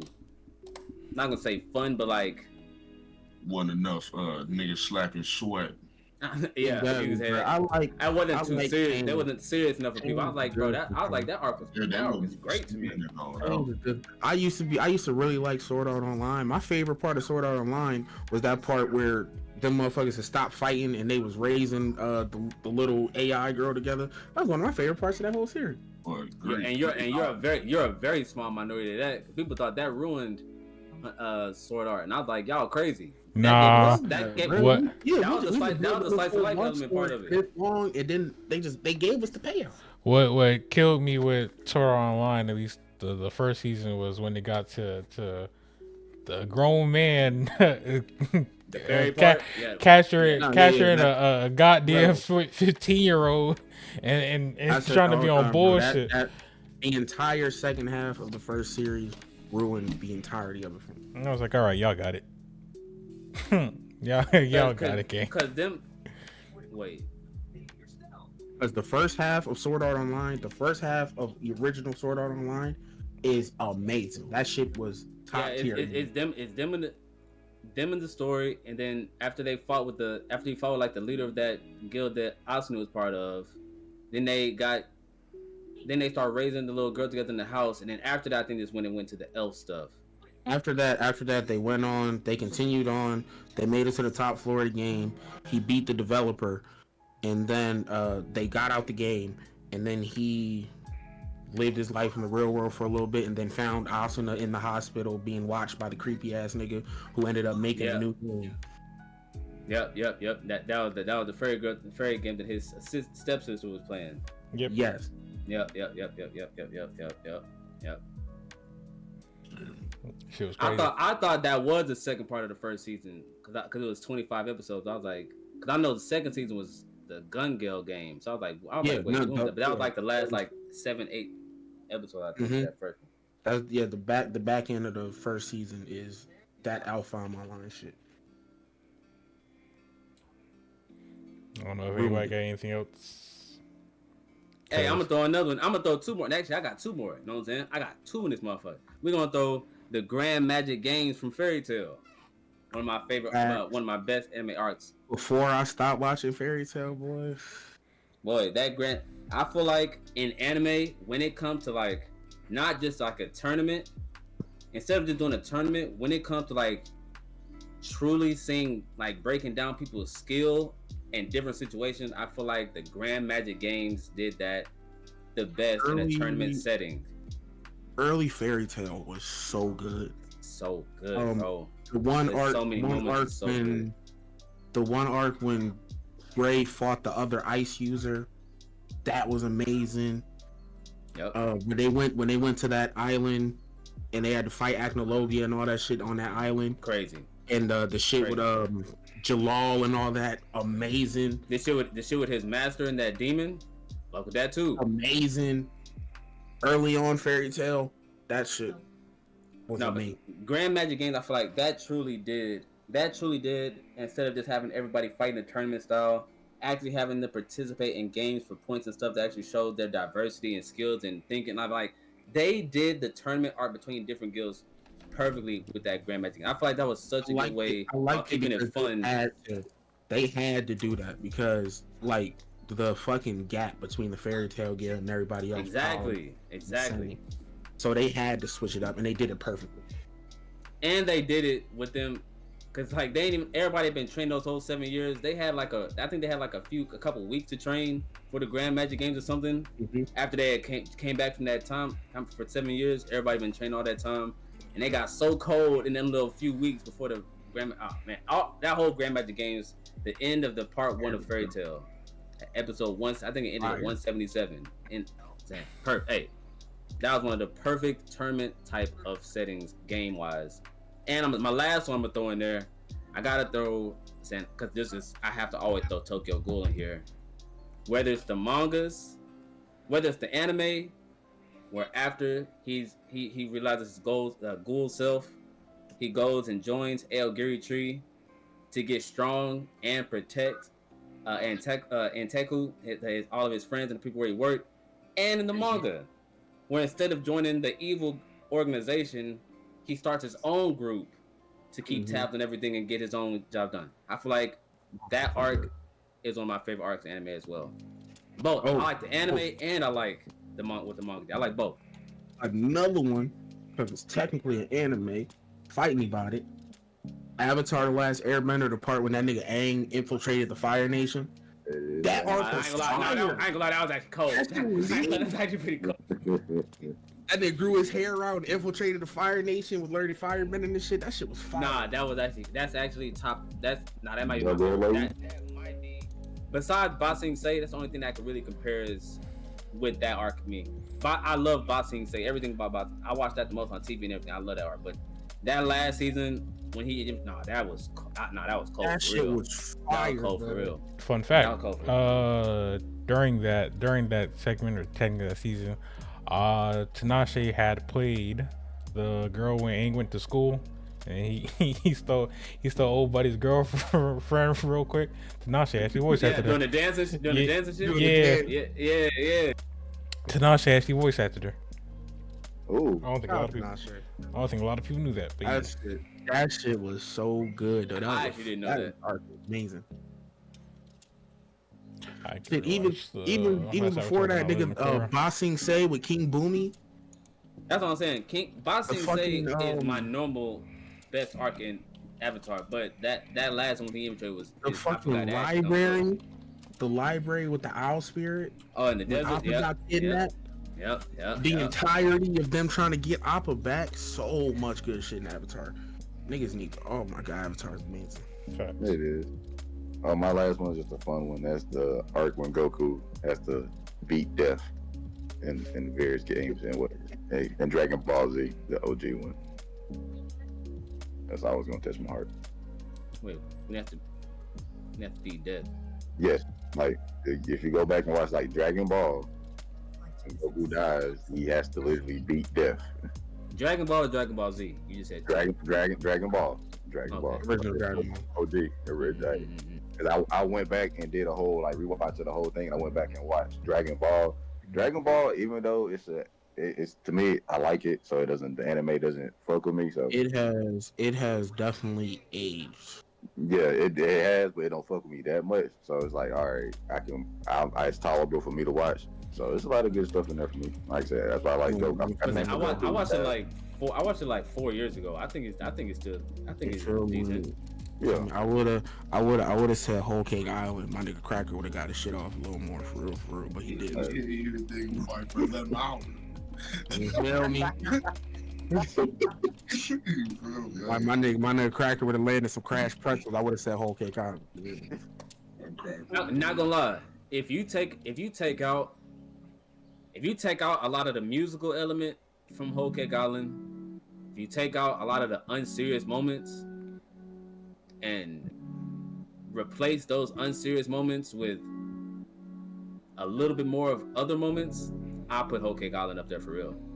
Whole Cake Island was a fun watch. That Brooke and Pedro 2 man was. I truly think that was. Hey boy, Whole Cake Island was a fun watch, especially I used to be like, I still am a really big Sanji fan. He's just not my favorite no more like he used to be. But as a Sanji fan, I enjoy watching Whole Cake Island. Even though I talk shit about it because I just like to counter niggas' points because as a Zoro fan, it was alright. No, speaking from the viewpoint of a Robin fan. No, nah. So I do. Nah. My fault. My bad. Good. I was saying I do got one more topic before we get into that. Cause I know Veli has been waiting to speak on this one for a while. So before we move on, is there any other arcs that we discuss? Cause I think this may take us to the finish line. Yeah, fucking shit. Greed Island, that shit like the Hunter version, like fucking. Up in the second. Like Scott Pilgrim, or like the way niggas see the arc. Like that shit underappreciated until you actually like know what's going on in the story. The Golden Age arc in Berserk. Facts. In the manga. I saw that as number 1 for a lot of people's list. It's amazing. That in the Chimera arc where the 2 scene I seen on a lot of lists. Like, and I always got to show love to Marineford. Marineford got me back in One Piece. Some of my favorite openings came from Marineford. Marineford up there. Marineford is personally number 3 on the One Piece scale for me. Shout out Marineford. If Dressrosa wasn't so stretched out, Dressrosa would be my number 1. Honestly, it'll be fighting in his lobby for number 1 if it wasn't so stretched out. Dressrosa is currently my number 1. Oh my god! Because it was all about my favorite characters. If they do to Dressrosa what they're doing with Fishman Island right now by making it shorter and a little more high definition, oh my god. Oh my god. Might hit, but oh my god, that'd be so good, bro. I think that'll make it my number 1 at that point.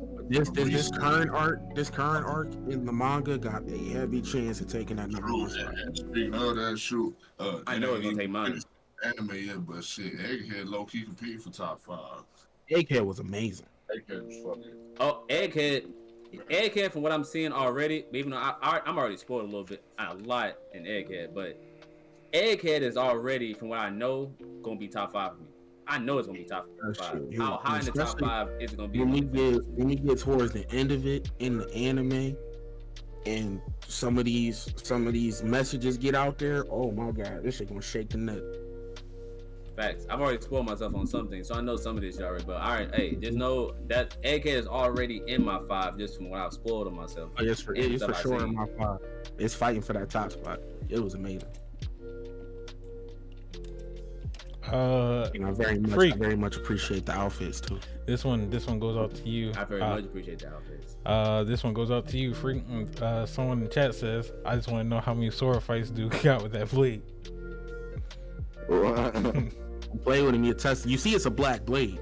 You know what I'm saying? Don't play with him. He's a tested warrior. Don't play with him. That nigga trying to say, bro, don't get You see, it's a black blade. If you see, hey, watch out. You see at the tip. You see at the very tip right there, it's stained just a little bit. Hey, we better watch. Don't test my captain, bro. They'll get over to any nigga. Nigga, how many fights I beat a nigga about 12? You know what I'm saying? Watch out, man. Especially if you asking my counterpart Drago. You know what I'm saying? If you asking him how many bodies you stay with this, hey man. They did say that sword. They did say that sword hard as fuck, and the jacket's drip too. I appreciate that. That it is much appreciated. Indeed. All right. I ain't doing no grind with me. Tragic. I was wondering what you was holding up. I was like, bro. So our last topic, which I found is going to be our funniest topic. Them red eyes nigga booty me. This is a Naruto-based topic, but it is. Scrolling back up to find it. The Uchihas and why they have an abysmal track record. Where you want me to start at? Where you want How about you just let people talk a little bit first before you? You way too eager to say. How about you let niggas talk first before you go on your spiel? Go ahead. I got a mouthful for them bitch ass niggas. Fuck nigga. So who wants to start us? I don't really have a lot to say, so I'm gonna just say a bit here and a bit later. So I'm gonna start off with, I feel like they're kind of the same situation. Just think, like, I was thinking about this when I was getting ready to walk. Actually, I thought about this when I was walking to the store today to get my alcohol for this podcast, but I feel like the Uchiha kinda in the same situation as kinda the Eldians and Attack on Titan. They're being wronged, or like they're being wronged and pushed to the side now from what ancestors did in the past. They have a lot of people with a lot of potential and a lot of talent. Some people go through and shine and make stuff happen. But at the end of the day, as a collective whole,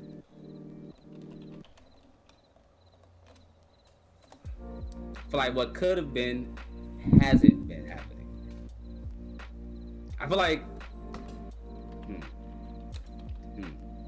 even though they're quote unquote pushed to the village and kind of being oppressed,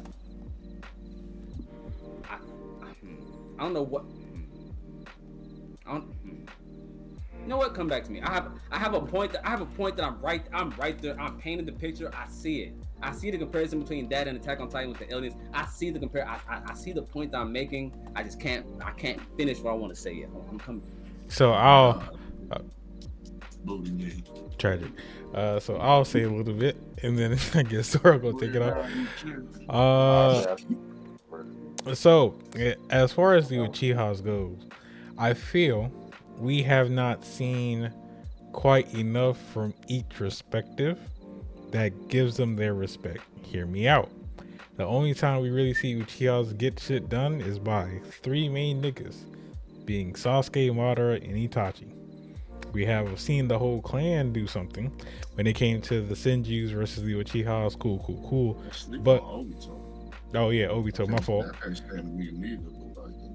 I simply just forgot about the nigga. I ain't gonna lie about you.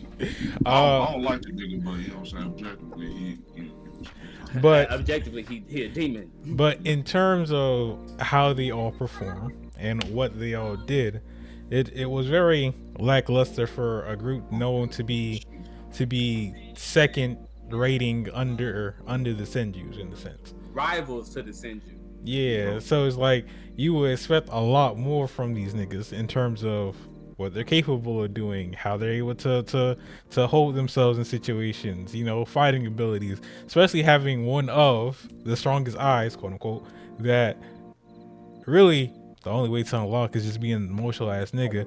But hey, you know, Boruto third place, ain't it? Boruto done change how that perspective went, but you know, you just having high emotions to unlock a stronger, advanced version of said eyes that can damn near do everything. Put a nigga in the genjutsu, summon a astro skeleton system that turns into a majestic being with all types of wings, drills, shuriken, katanas, woo up the bam, and all this other stuff that niggas just have in their arsenal. Every Sharingan had some form of different ability. Itachi was able to do Tsukiyomi. Sushi was able to do Todo Masakami.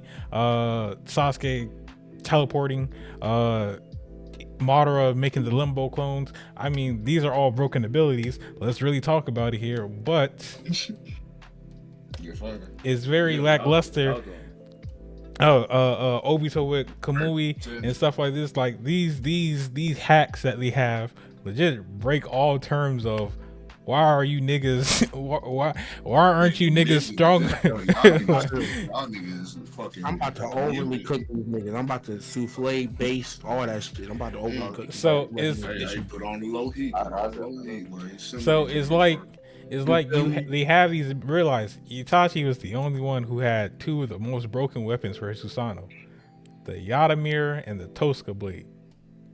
How the fuck did this nigga get this? Why does this nigga have this? No one knows. He was his Susanoo was just built to have these two broken abilities that no one ever questioned. So it's just like you have a nigga like Itachi who a lot of people think, you know, can just beat Madara. Mind you, Madara had a perfect Susanoo. This nigga had the perfect Susanoo in the whole time that he could have used against Hashirama at any given moment. The only time he ever really uses is when he morphed it with the Nine Tails. Just saying, like, these niggas have broken abilities. Why are you struggling against niggas who use basic jutsus and just have a good healing ability? That nigga Hashirama different with the hands, nigga. And then you got hands, nigga. But you gotta imagine, remind you, this war. I think like his thousand arm ridiculous. That was nothing to sleep on either, though. Ridiculous and anything they have. Yeah, but you got. But let's think about it. That's supposed to be modeled after like if you compare it to Hunter x Hunter, what Netero has, they're damn near one. That's supposed to be like those things are like. That's like that level. Like that's like a certain level you hit to get that type of juice. Like I feel like that's supposed to be one of those things. Like a lot of niggas they about to have that. It's supposed to be one of those. I feel like everybody sees that 1,000-hand bicycle, but they don't talk about it. Like I feel like that's something special. That's almost like Naruto. But to kind of take a page off of Frieza's book, you gotta think about it. Hashirama is one nigga out of a whole entire clan we ever seen awaken Sage Mode by himself, didn't have to go through any training, that nigga was built with it, and then had an ultimate technique that had 1,000 arms that was bigger than damn near everything in Naruto at the point. We saw one, mind you, only nigga in that motherfucking clan that had wood style too. Imagine if Kobe Rama would have had that shit on his belt. Mind you, that's what you call it, ninjutsu and senjutsu genius. Mind you, Madara and Hashirama have been fighting each other since they were 10. You're telling me two 10-year-olds? This war has been going on for years. This is generational. These niggas' grandfathers are fighting each other. You telling me it took until those two were born? I can care less about reincarnation of Astro in there. All they damn want to talk about. You telling me until these two niggas were born, niggas just never knew that they could get to this extent of capabilities? Niggas wasn't trying that hard. Niggas that had the will to do that. They ain't see that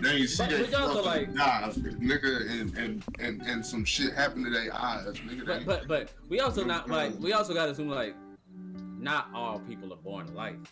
You right. Not all people, but But the basics of awakening your eyes as an Uchiha is to feel some form of emotion. Niggas have been fighting wars. You telling me that you go a whole war, you see your best friend die in front of you, not one time you unlock the Mangekyo Sharingan, you feel no hatred. Hey, probably a lot of them ain't had it. Most of them probably didn't have like the main like they probably didn't have the previous stuff. A lot of them probably had basic Sharingan. I'm just saying.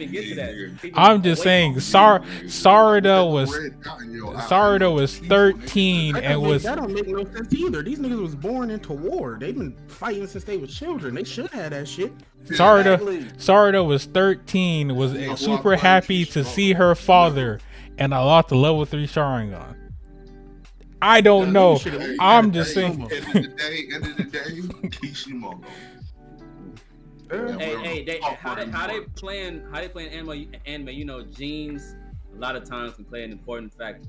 You can either have a dad that wasn't nobody and be blessed and then grow and train and make yourself into something, or your dad can be that motherfucking, or he can be that, and then boy, he can be that dude, or he can be him, and then you get blessed with good genes. You know what I'm saying? Sometimes some people don't get either, sometimes people get both. You know what I'm saying? Hey, it be like that sometimes.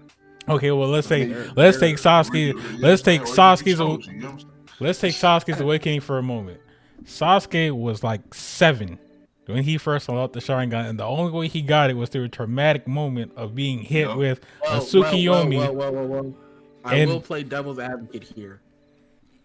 Sarada's makes sense because of her circumstances. I'm somewhat playing devil's advocate. Somewhat. So with Sasuke being born into like still conflict and training hard and shit with Itachi and Fugaku all the time, and actually being like a trained fighter, and then you watch your whole family die, that shit hit different. But Sarada, she is like nurtured well, go to school and shit, going to school, regular ass life, living life all the time, always wondering where the fuck Pops is at. So that seeing him is probably the equivalent emotionally to him seeing everybody die just because she's been through. But the point that I'm making is when they first initially brought up how to unlock the Sharingan, they said it has to be a serious moment, something traumatic, something to where it has that big boiling response in you to where you unlock your eyes. Sasuke's moment was traumatic to him. Was the whole, you know, I saw my clan die, woo out the band. You know, he suppressed it a bit, and then when he really unlocked it or figured out he unlocked it, that was a fight with Haku, and he was like, "Oh shit, I didn't know I could do this." Sarada's moment was, "Oh shit, I get to see my father after not seeing him sometime." I'm not mad about that, but if we want to step into manga territory, how she unlocked her Mangekyo Sharingan was utter bullshit. Because niggas had to see their best friend die to unlock that type of level stuff.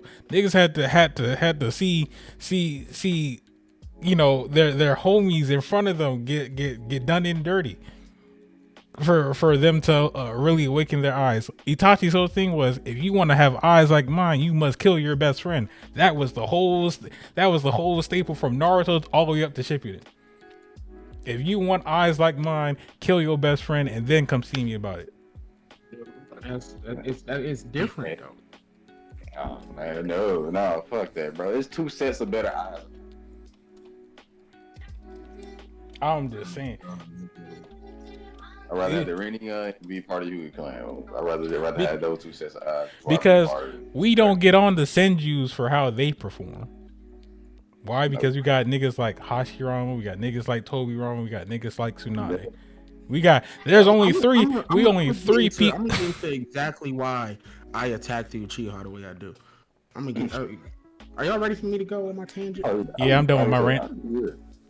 I'm done with the rant. The reason that I attack the Uchiha the way that I do, the reason I believe that their greatest enemy is themselves, and it always has been. That nigga Madara could have just lived a peaceful life as that nigga Hashirama's friend in the village and been cool. But no, he felt like he was that nigga and he should have been Hokage. Why? Madara, and that's how he feels. Yeah. Yeah. And then, Yeah. y'all ultimate power, this crazy ultimate power, you can only get it from another nigga with the same level of eye dying, and then you take the nigga eyes. Y'all literally not, they literally not made to have longevity. Niggas gotta die for niggas to get stronger. Yeah, nigga. That's this shit is garbage. Y'all nigga don't ever trade eyes. Nigga, y'all kill nigga. Well, you speaking on what me. in the 20 Nigga years gotta span of die eyes? and take a nigga eyes. I got what 20 years. Wait a second. I just realized something. How the fuck did okay, hold on. Let me have a pause over it. Indra only had the Sharingan up until the point to where he wanted to fight his brother. He killed his only 2 disciples that he had, and then he unlocked the Mangekyo Sharingan. That was the upper point for him. Where did the Eternal version come from? Who thought of that, and who said, you know what? Who created that lore? You know what? If you take this nigga's eyes. Who was the first nigga who saw their homie die and was like, Hey Zora, what'd you say, Zora? take that nigga Blame eyes? who? because we're talking about the nigga who is considerably Ninja Jesus in the sense, who was masterful in hand-to-hand combat and ninjutsu, all that good stuff. Ooh. He only had the Sharingan. Killed his disciples and got the Mangekyo Sharingan, which is technically Sasuke's, but you know, we're not really gonna get into that. And then years later, niggas was just like, oh, I need your eyes to put into my eyes so I can lock the eternal ones. Who originally had the eternal Mangekyo Sharingan? Who said that, yeah, this is how you do shit around here? That's what I'm saying, bro. These niggas is their own worst enemy, bro. They arrogance is what gets them fucked up. I was about to say it definitely would have been somebody's arrogance at that point, because honestly, like, everybody has every family. I can say every. Let me not generalize that crazy. A lot of families have that one person who is truly all about them, or may not care about the family themselves. Maybe there's a Uchiha that was pretty strong. You know what I'm saying? Maybe he was pretty strong. Maybe he saw the fading. Maybe he was realizing his fading light. Saw, you know what I'm saying? Maybe his light was fading. You know what I'm saying? Maybe. Wasn't Madara? I was about to say, wait, but wasn't Madara the Yeah, wasn't Madara going blind, and then he was like, I'm gonna just take this nigga eyes and use his eyes, and then that just happened to unlock the Eternal. Well, granted, they changed up the story. They changed up the story about how Madara unlocked it like twice, because originally it was Madara was close to going blind, and then his brother was taking care of him, and then he just snatched his brother's eyes, which killed his brother ultimately, and that's how he unlocked it. The other time that happened was his brother got fatally injured, and before he actually fully died, his dying wish for his brother was for Madara to take his eyes and then go fight back on the Senjus, and that's how he unlocked it. I'm gonna go with the first one because it sounds better. Either way it goes, but like, bro, that entire situation for him to even be able to unlock that shit happened because of his arrogance. Because the nigga wasn't Hokage. A whole race of people, he drove these niggas to war. Because nigga won't let me sit in the big chair. They are a generational clan of bitch ass niggas. All them niggas is so bitch made. Niggas always talk about Toby Rama racist. Toby Rama put them niggas where he put them niggas because they were in charge of the penal system. I don't know about y'all niggas. I don't know where y'all niggas live. I'm from Philly. Ain't no fucking jail in Center City, Philadelphia, nigga. I'm sorry. You don't walk across the street from Dunkin' Donuts. It then the jail right there. County jail, there you go. But also, I mean, I gotta say, but it also was because the crimes of the people from before them. I don't understand what he saw what happened before. You know what I'm saying? He was like, hell nah, fuck that. We keeping tabs on y'all. Y'all can have this. Y'all and say y'all stay over here. But like it definitely was partly because what them niggas wanted did. power. Them niggas wanted power, and he gave them that. Y'all niggas have power over criminals. You niggas have power over the penal system. I wonder if like all the other clans can like have some crazy OP shit that's part of their clan, but they just ain't never went through the extreme shit that the Uchihas went through to fucking obtain the shit. Like they probably do. Like that's like key, but like imagine if they eat one of their own nigga and then like that nigga turn into a whole werewolf. I ain't gonna lie. That's a random idea, but I feel the point that you're making. Like like if there was an extreme like say the niggas went on the mission, they were dying of hunger, there was nothing around, and niggas had to make the tough decision to eat the other nigga. All of a sudden he unlocked this feral inner. They intertwined. Some feral inner beast came out, and this whole different being came one. Uchiha only had these traumatic moments because they brought them upon themselves. They definitely brought them upon themselves like shit. They did the shit to themselves every single time. And them bitch niggas love to point the fucking finger. Them niggas love to point the fucking finger so much. It's your fault. No, nigga, it is your fault. What the fuck are you talking about? Welcome in, Lando Bando. Hey. Oh, me. Niggas though. But honestly, I honestly partly feel like, go that way. To go along with what I was saying earlier about how they were like it was almost the same as aliens from Attack on Titan. I feel like I only thought the president was like they're quote unquote being punished from the sins of their ancestors by the rest of the people. So I would say what big difference is the Uchihas know about their past and they have the abilities to change and do something about their situation or like go out and make something of themselves, unlike the Eldians who don't know anything and couldn't have truly changed until somebody had the vision stuff, like Eren had the vision and saw and wanted to make a difference. Like I feel like what you have, like they had the memories and the abilities to go and make something happen, and there isn't enough Uchihas going and making something happen in the world. It's not. Most of them niggas didn't even like each other. They was trying to throw a coup at one point. Like they were planning to throw a coup. Yes. That I mean, and that's all fine and dandy. But how long were they doing that shit to where how long were they fucking playing that shit? How long were they playing? I mean, don't do his thing. What playing you gotta do? Go do his thing. I mean, they were. I mean, to be fair, mostly the Uchihas. But a lot of them had the abilities. A lot of them had this is supposed to be like most of them were supposed to have the odds. Like a lot of them were supposed to have the odds. Like a lot of them were supposed to have at least a decent increment of strength. They did. Exactly. The reason they didn't do it is because Fugaku not retarded. And what did it? But at the end of the day, where did waiting get them though? Waiting got them the same place it would have got them if they would have went in. Fugaku knew damn well that nigga. First of all, the damn Hokage at the time is crazy. Right. Before you even get to that nigga, the Hyuga clan exists.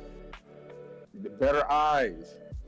Then you got all the other lesser clans who, them niggas ain't gonna do much, but they gonna slow y'all niggas down because y'all niggas gotta fight. Y'all gonna have to box with them. But I said that, but I don't even mean specifically even against the village. Like, why weren't there more niggas going out there and making a name for themselves in general?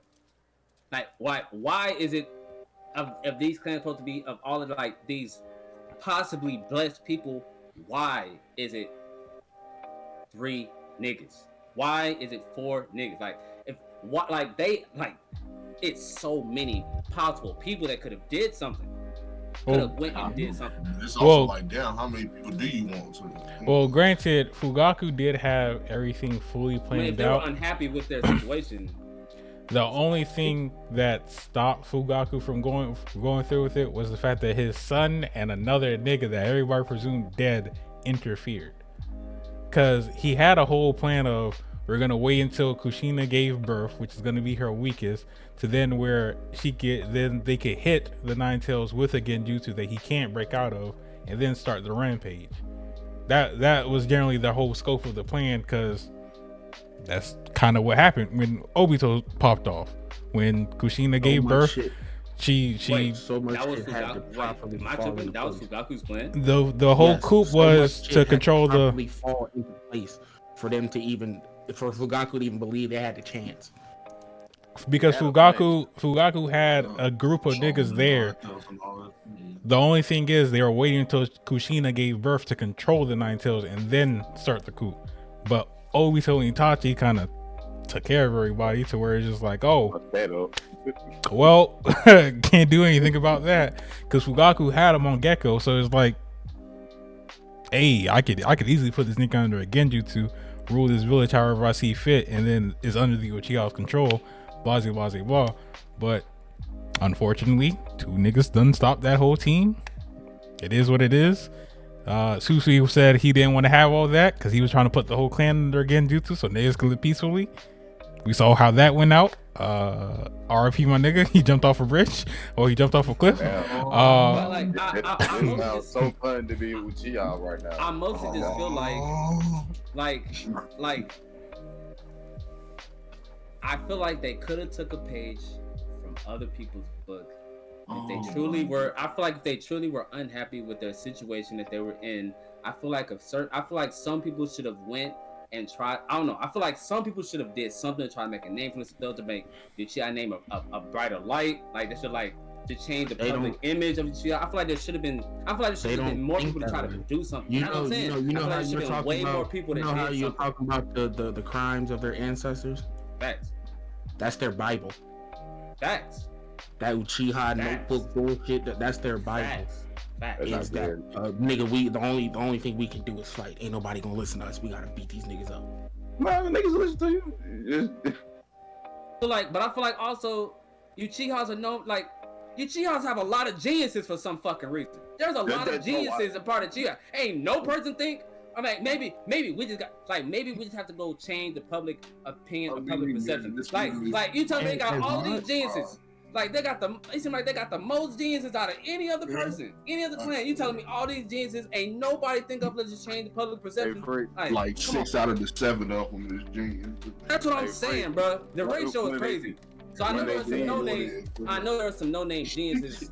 I know there were some no-name geniuses that somebody should have came up with something like we can go out there, and change the public perception of Uchiha. Like that. Like there's no way nobody thought of that shit, and nobody really tried to get stuff done besides 3 people.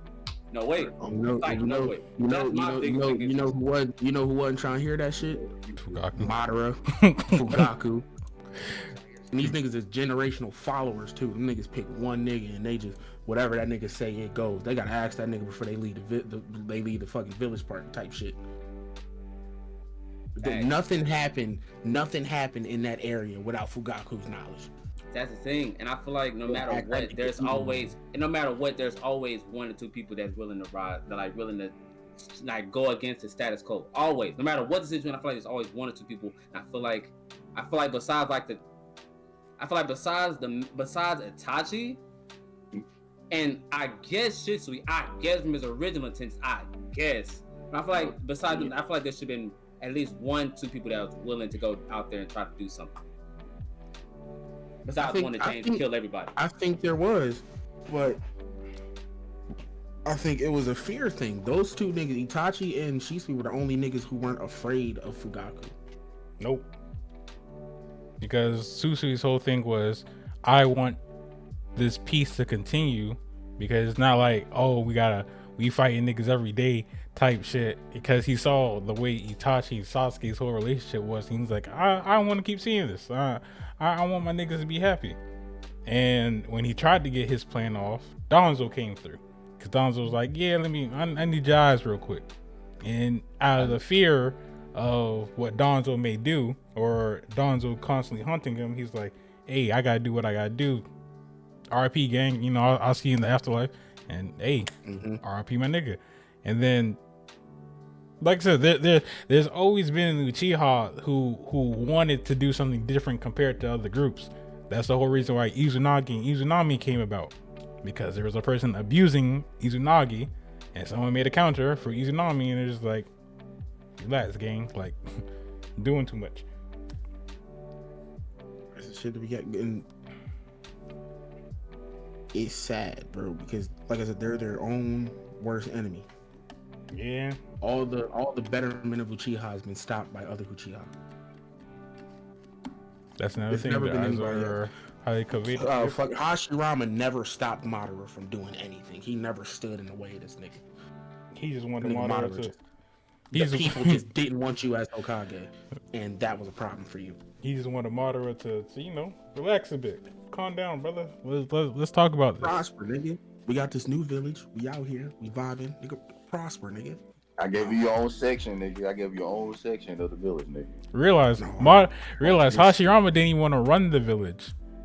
He initially gave it to Madara, and Madara was like, nah, I'ma pass only because I feel like people will perceive you a lot better than they would me. Hashirama didn't want to run that shit. Hashirama, we lucky enough Hashirama didn't accidentally gamble the place away, because he made some bad choices as a Hokage. Right. The only reason why he looks good is because he had a brother who was smart. Other than that, Hashirama was a bad Hokage. It's the reason that he was. It's the reason he was surprised that his granddaughter took over the job later and reanimated, because he was like, I know she was gonna get my gambling ways. She's like, shit, the village is still there? That's crazy. Hey, damn, I was surprised you lose. I was surprised you lose. Yeah. that nigga Hashirama could see that shit now. Because he was shocked as shit to look down the line of Hokages. That nigga came back to life. Nigga said, Hiruzen? He's like, who this fourth nigga though? I don't remember, cuz I never seen that nigga day in my life. Oh, I'm the fourth Hokage. Shit, we got 4 of them niggas now. They make it a 4. He said, who this blonde headed nigga over here? 4 is actually 5. Oh shit, who's the 5th? Your granddaughter, sir, huh? she ain't saw that bitch yet. I about to say that's the only goofy face we've ever seen from the first Hokage is finding out his granddaughter was Hokage. That shit was so funny, bro. That was the last thing we ready to hear, nigga. Like that nigga popped into existence. Nigga looked to his left, said, "Nah, not the Hiruzen." He's like, I know they ain't give you the keys to this shit. Nigga, how'd you die? Granted, I remember fighting you, but why you dead, gang? Like, go on and live. Then he's like, oh shit, we had a 4th one. Damn. Why aren't you running the village? Oh, well, I died, sir. So we got a 5th one. Okay.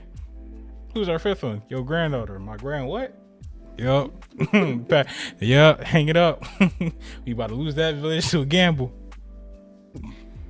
Hey, look, and just to throw out something random, this is something random I be thinking.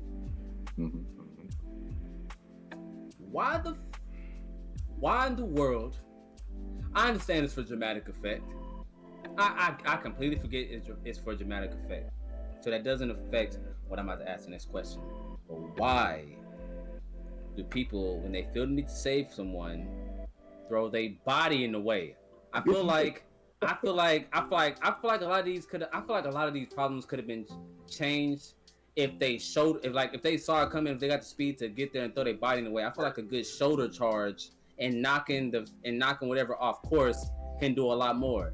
As in Ace going to save Luffy. I feel like he could have just shoulder charged that goddamn. I feel like he would have got his left arm stuff burned and stuff, or like probably melted, but he ain't dead. Like I feel like a lot, just like, you know what I'm saying. Just like in that situation when him saving Kushina and his son, like I feel like a shoulder charge to that finger.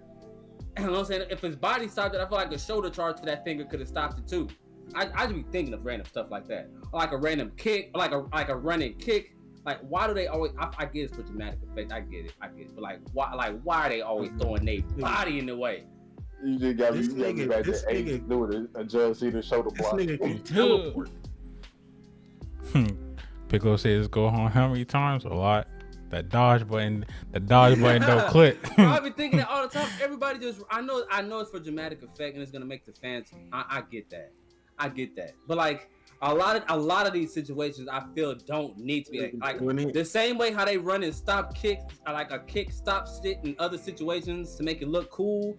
I feel like instead of having that dramatic, I feel like a lot of times a shoulder charge or a kick can stop it the same way instead of they goddamn torso.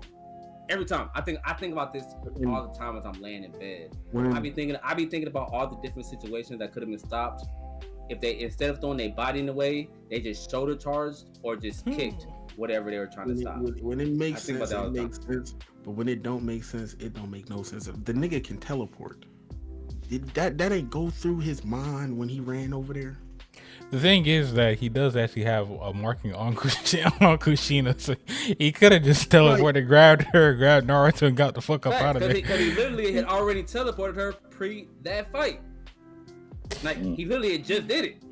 He physically had just did it before the fight. And it's not like technically the Naruto was gonna do anything extra, and they was gonna stab the ground and go back to do what he was doing. But hey, dramatic moments. Gotta love it. I don't think he would have been able to do it because, like, wait, didn't Kushina have the Nine Tails stuck right there, and that's why he sent his finger out like that? Yes. Yeah, she had the chance. Exactly. Let's just say no chakra. So even more so, my point, I feel like if that nigga's body was able to stop it, I feel like he could have ran and shoulder charged or kicked that shit and stopped it. Or even ran and Rasengan the finger and stopped it. I feel like something in that story, I feel like something could have happened besides throwing your body in there. I feel like I don't know why everybody's first option is to throw their body in the way.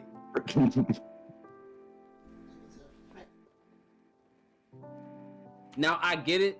In the Luffy situation, it was kind of needed. He needed to grow up. He needed to see the difference in strength and train. I see the Luffy situation. Ace dying was that wake up that I need to get stronger to protect the people close to me. I get that. Even though it could have been stopped in so many other ways, I get that. The Minato shit was just to get the Nine Tails inside of Naruto. Exactly. But like, I truly understand why it had to happen for Luffy. That had to make the show go on. I feel like still could have did that, and still I feel like he still could have put his son. I feel still he could have got Nine Tails into his son without killing both of them. Both of them did not need to die right there. They didn't need to. Still could have become Naruto. Still could have become a Jinchuriki. They both did not have to die right there. Didn't have to. It was way more dramatic and definitely put on the heartstrings. Just way more of an impact moment. Definitely give you that. Way more of an impact moment. But didn't have to happen. There's a couple more anime I could throw in there where they just threw their body in the way when they could have just did something else to stop it. You know what I'm saying? A couple more anime I could throw right there, but I'm not. I could throw a couple more. That's what they do, but Naruto, legendary for that shit, known for that.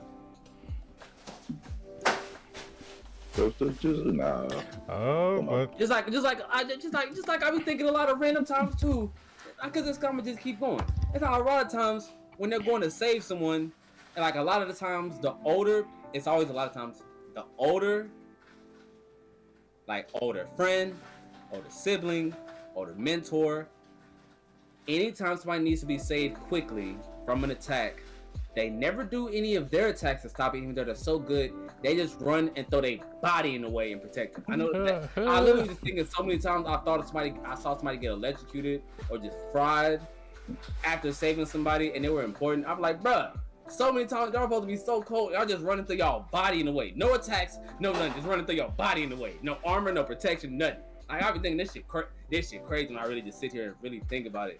How many times I've seen that happen. Shout out to Piccolo. You're running through your body in the way. No power up. None of your abilities I've seen you use multiple times. None of the abilities you were spoken of having. None of that. You just running through your body in the way, just pure no defense, nothing. Pull up. Nothing. They lost that movement speed. Ran out. Movement speed hit 0. They couldn't do anything. Okay, movement speed. They become physically stunned. They use their movement speed to get there and are physically stunned. Don't use no abilities, no nothing. They just get there and just tank it. And they don't even tank it. They get fried every time. This has been an interesting podcast. I'm not gonna lie. This episode has been interesting. Got anything? Anybody else got anything to say about Uchi House before I wrap this thing up? They just have the worst eyes out there. Facts, this D&D Universe. But that's it though. All right, cool. So gonna have our nice little thing called a closing remark. Freak, any closing remarks? Hey, you know what I'm saying? It's always the same. Hope everybody has a fantastic start to a new week. Beautiful weekend. Sending good vibes and positivity everybody's way. If you haven't already, you know what I'm saying, follow Soul Fresh Prince on all platforms. You know what I'm saying, Slick_Freaky 2C. Always, you know what I'm saying? On Twitch and YouTube, you know what I'm saying? Look, Trap Zoro on all platforms, you know what I'm saying? That's all who's in the podcast right now. Oh, Veli Honcho, SoundCloud. Soon to be back on all platforms. Back to all platforms. I apologize. I was like, wait a minute. Yeah, all platforms. You know what I'm saying? Spotify. Yeah. So. Oh, y'all never unmuted. I don't think Zoro's there. Hero. Wait. Without tripping, I'll wait till after. Never mind. You know, it's always usual shout to everybody that's here, you know, all the gang. You know, Danny Darko, Drop the Stacks, you know, the Captain, Big Free, Shout out I gave you, you know, Fresh, Billy Honcho, you know, Zoro, everybody, G-Force, you know, fuck Hulk Hogan. Yeah. You know, on top of that, you feel me? I'm not feeling well, but yo, I hope everybody have a beautiful night, morning, afternoon, whatever you having, and yeah. Billy, closing remark. Man, shout out everybody who showed up to the podcast. You know, made this shit lit as usual. You know, just enjoying the time to talk about anime with my homies and shit. You feel me? Everybody just be blessed, bro. You know, it's Christmas time. You know, it's time to appreciate your life, your family, your friends, the people around you. Just be appreciative of everything. You feel me? I know rough shit can happen around this time. Rough shit do happen around this time. Just brush it off and look towards the positive. You feel me? There's always a silver lining out there. You feel me? Trap Zoro, you got any closing remarks? Shit, I'm fried. You just went and got more Friday. Red eyes niggas, trash. Hey. Right, talk to him. Top 30 next podcast. Yes, sir. Yes, sir. Who did I miss? Oh, Lando, closing remarks. You know, shout out to all the December birthdays. Special shout out to Gotti. Happy belated birthday. Yeah, hope everybody has a nice night. Good Christmas, you know, with family and, you know, presents and whatnot. And yeah. All right, cool. Closing remarks for me. Appreciate everybody for always coming through talking about things like that. You know, podcast is on the Hazy Flame Entertainment YouTube channel right now. 3rd episode's up there. Check it out if you missed it live, all that good stuff. Share it with your friends, colleagues. Going to get a little bit more active social media wise. Give me time. Niggas not good at that. It is what it is. But I did download or create the Blue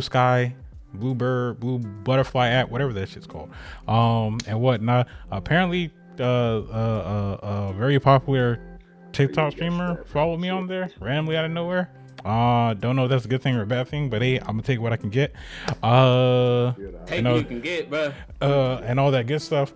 But we'll be back next time. One Piece Top 30. Tune in, see what we're gonna say, all that good stuff. If TikTok does shut down in January, hey, guess what? We're gonna find a new app to put it on, but it'll be on YouTube Shorts. Instagram, all that good stuff. We gonna try. That is it for us. Shout out to the gang, shout out to the audience members, shout out to the Hazy Flame team crew and all that good stuff. I'm in the stream as well as in this podcast and rating y'all out to the homie business and whatnot. Again, we'll be back.